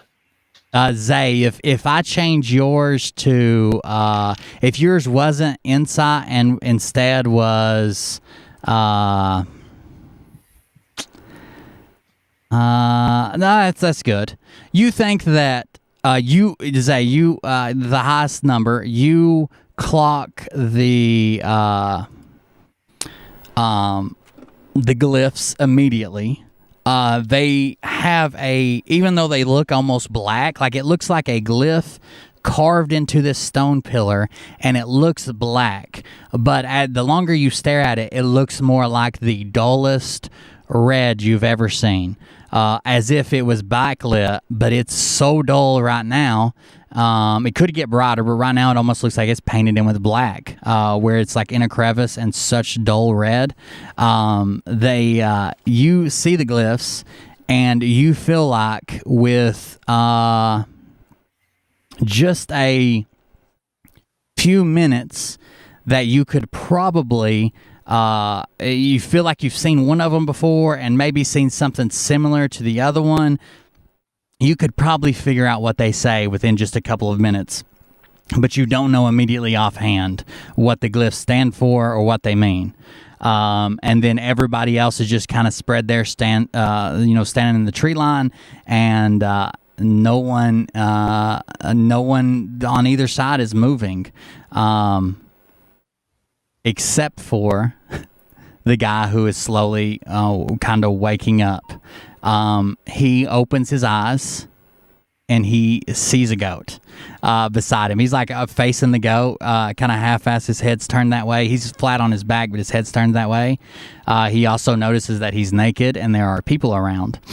And he stands up. He's still in the very center ring of the stone area, but he stands up and looks around, scared to death. Like he doesn't know. It looks like he might not know how he got there. what's going on or who these people are or why he's naked in the middle of a stone circle, but he almost freezes for a second trying to place it all. He's going through his head trying to place everything together. Nothing seems to compute, and as soon as he realizes he's not going to be able to place this together, he takes one step out of the center circle, still in the stone circle, but there's like a center circle that he was in. He takes one step out, and as soon as his foot touches the outside of the stone circle, a dull red glow of a magical force spreads out from his foot. Oh, I got an Amber Alert. Hold on. Spreads out from his foot and out to the pillars, up the pillars, and lights the pillars up. And Zay, when the pillars light up, that few more seconds, the glyphs are for a sacrifice. The three glyphs in order are sacrifice, and then the other one is our queen, and the other one is like common knowledge. It means either the third one or of the third, or something to do with the queen of the third, the queen of three, and you remember that he said queen of three earlier when Aaron said that earlier when he was mumbling, but the step, the energy, the magic hits when it hits the glyphs. Somebody else roll. Let's see who hasn't rolled much. Aquaria, roll a perception. Sacrifice for the queen of three.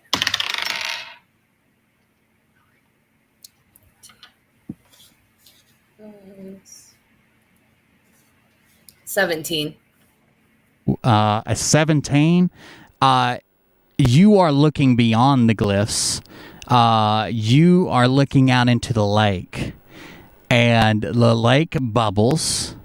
The lake kind of almost like emulsifies. Like the bubbles are so tiny, it's almost like the center of the lake right there in front of this stone circle is rising.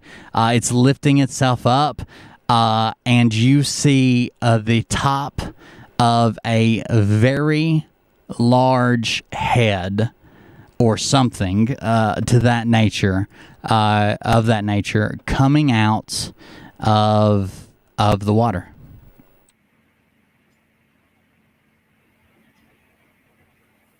It continues to rise. You can see water coming off of. You can see it. It's moving so much water. You can see it pretty early. Aaron starts to he sees it too. He sees it too, and he's like, "It's the glyphs. They're calling something." And when he sees it, by the time that he turns, and you all, do you want to? He's going to attempt to, but do you want to relay that to anybody that there's something coming out of the lake, Aquaria, or are you just going to watch?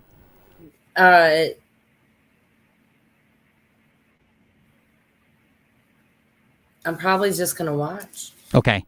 So I want to tell somebody, but I know I'm just going to watch because I'm mesmerized. I'm mesmerized by the water falling off of what is coming out.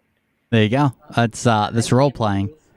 So as quickly as he tries to turn and tell people there's something coming out of the water, a appendage, a long, slender body shoots up out of the water, a head and spikes and webbed like fins, a mouth full of sharp teeth, and even like whiskers like you might expect to see like on a catfish, shoot up out of the water, all of it dripping wet. You were so focused on this head in front of you, Aquaria, that you didn't have time to look away. You didn't have time to say anything. You are staring at it's almost staring at you as much as you are staring at it. It's got all of your attention. Everyone else is looking as well, mouths agape, not knowing exactly what's going on, but you are concentrating so hard that you don't even realize that as quickly as the one head popped up out of the ocean, two more, one on either side, popped up at almost, a split second later. And when the guy takes his next, this happens so quick, when the guy takes his next step, leaving the circle, a head shoots down, teeth first, wide open, and snatches the man up.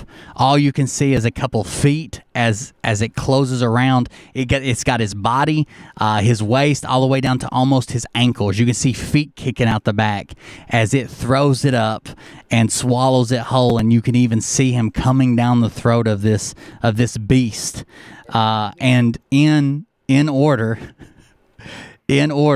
Actually, while you're concentrating on the head, the center head has a tiny little crown on it, like a crown way too fucking small for this gigantic animal, like a little princess crown. It's bedazzled, and in order from left to right, the heads go, "Hey, hey, hey!" Each one of them says "hey" once, and it looks back down to the stone circle.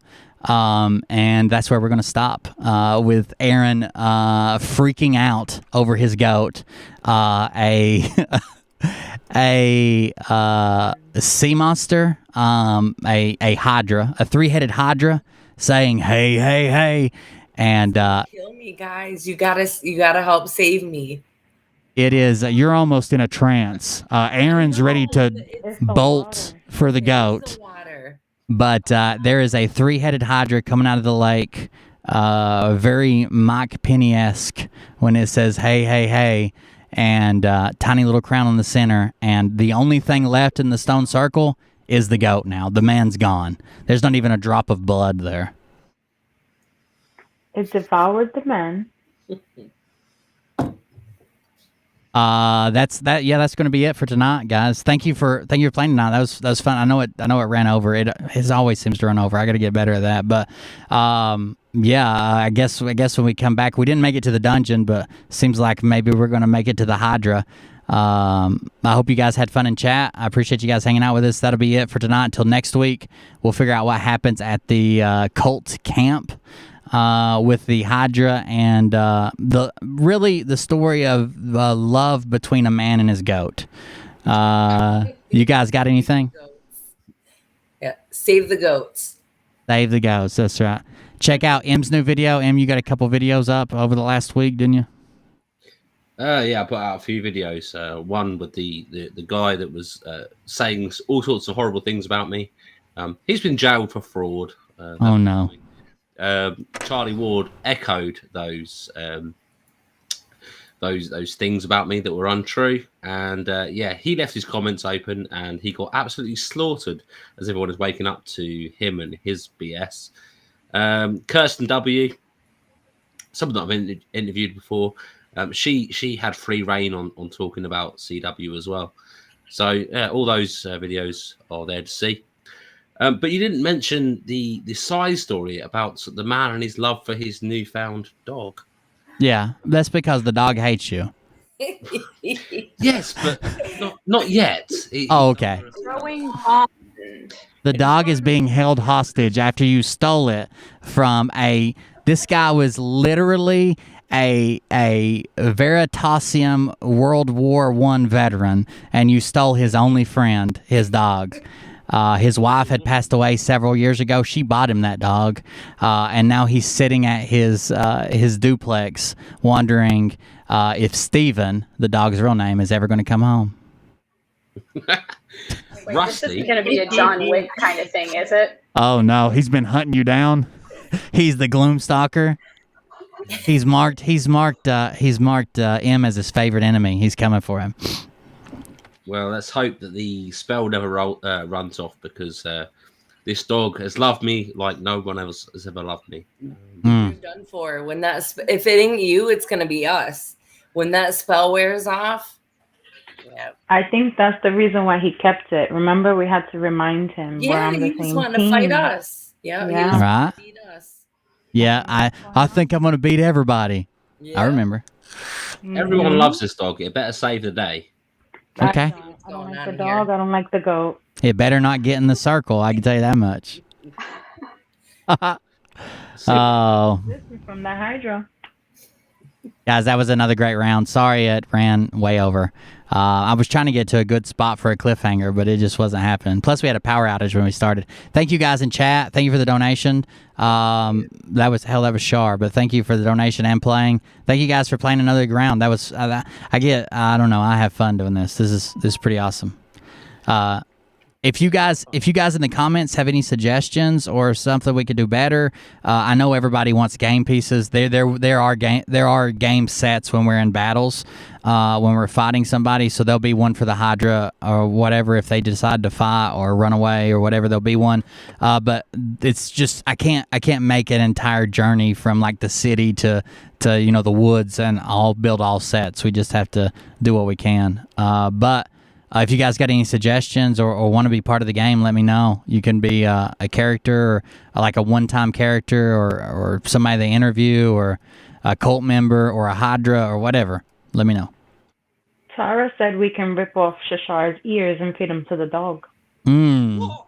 He chew on them like leather. My poor ears. Are you serious? I'm just waiting to see whether we get this armor for the dog. Can you move on? Dog armor. What is the? Hold on. Let me. Hold on. D&D armor.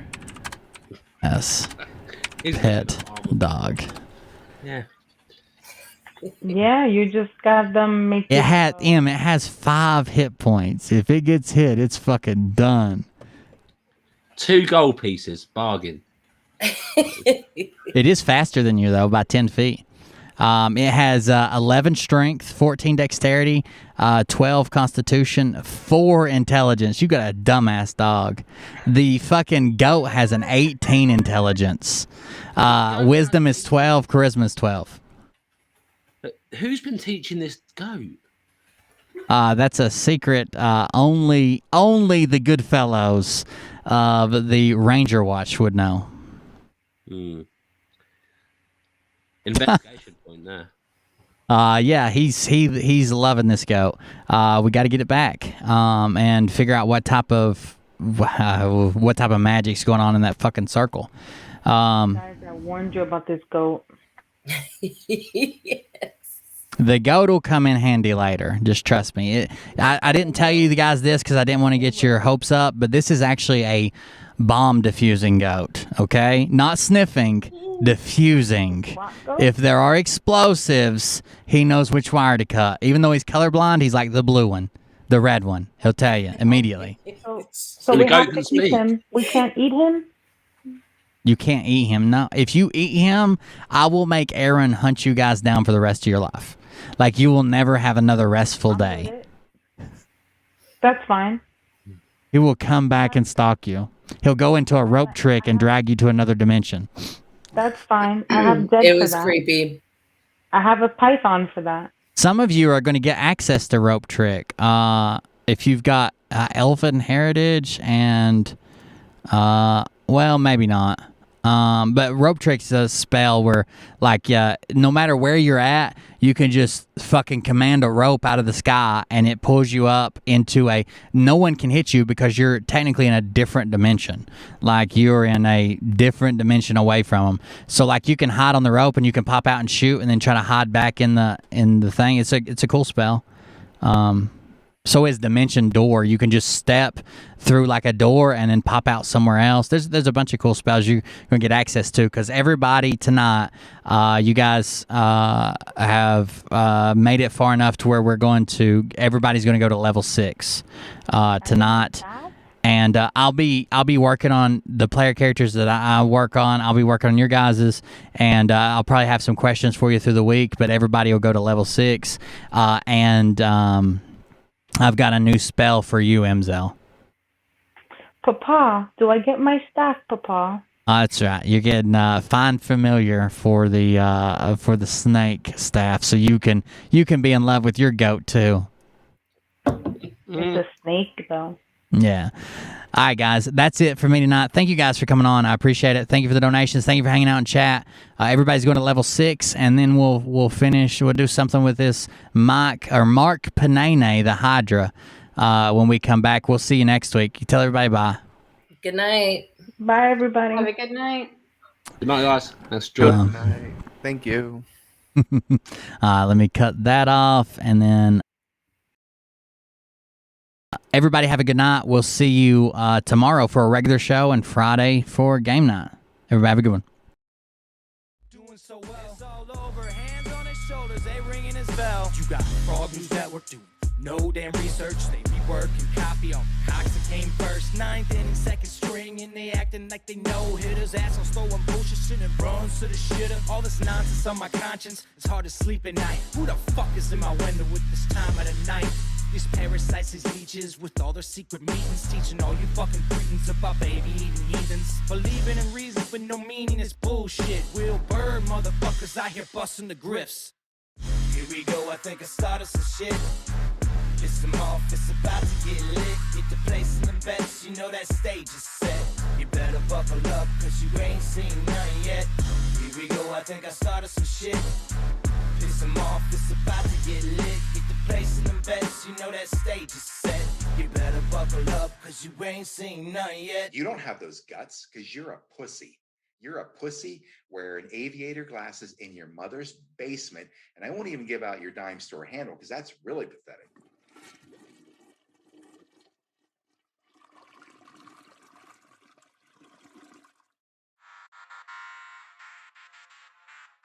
But I can tell you this about if this douchebag happens to see this particular show, you don't have the forking balls to call out the people on this planet by name and tell them exactly who they are and tell them the rest of the world who they are. You don't have the forking balls. You don't have the balls.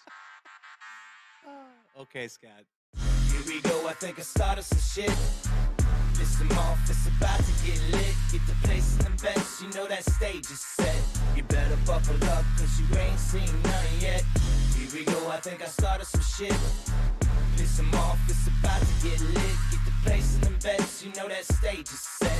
You better buckle up, cause you ain't seen none yet. And they say that I'm a lunatic. Well, listen, bitch, I came equipped with a quick wit and a 6th sense for the stupid shit. Where my true believer? Y'all need Jesus. Praise the Lord, head to the extreme. All these false fucking prophets who profit off of gossip. Worshipping drums, cocking, begging for a throat deposit. Swinging fucking meat hammers like fool in a thong. He's strapped to the shaft, eating his chest like he's King Kong. Starving for attention, I'ma make your gut burst. I'll be your huckleberry, I can quench that thirst. Baby eating lizard people, alien sex. What's next? Trump in a dress, fucking Flynn on his desk. A retard in a vest, climbing up 5G towers. Cause you told him if he did, he'd get fucking superpowers. Here we go, I think I started some shit. Piss them off, it's about to get lit. Get to placing them bets, you know that stage is set.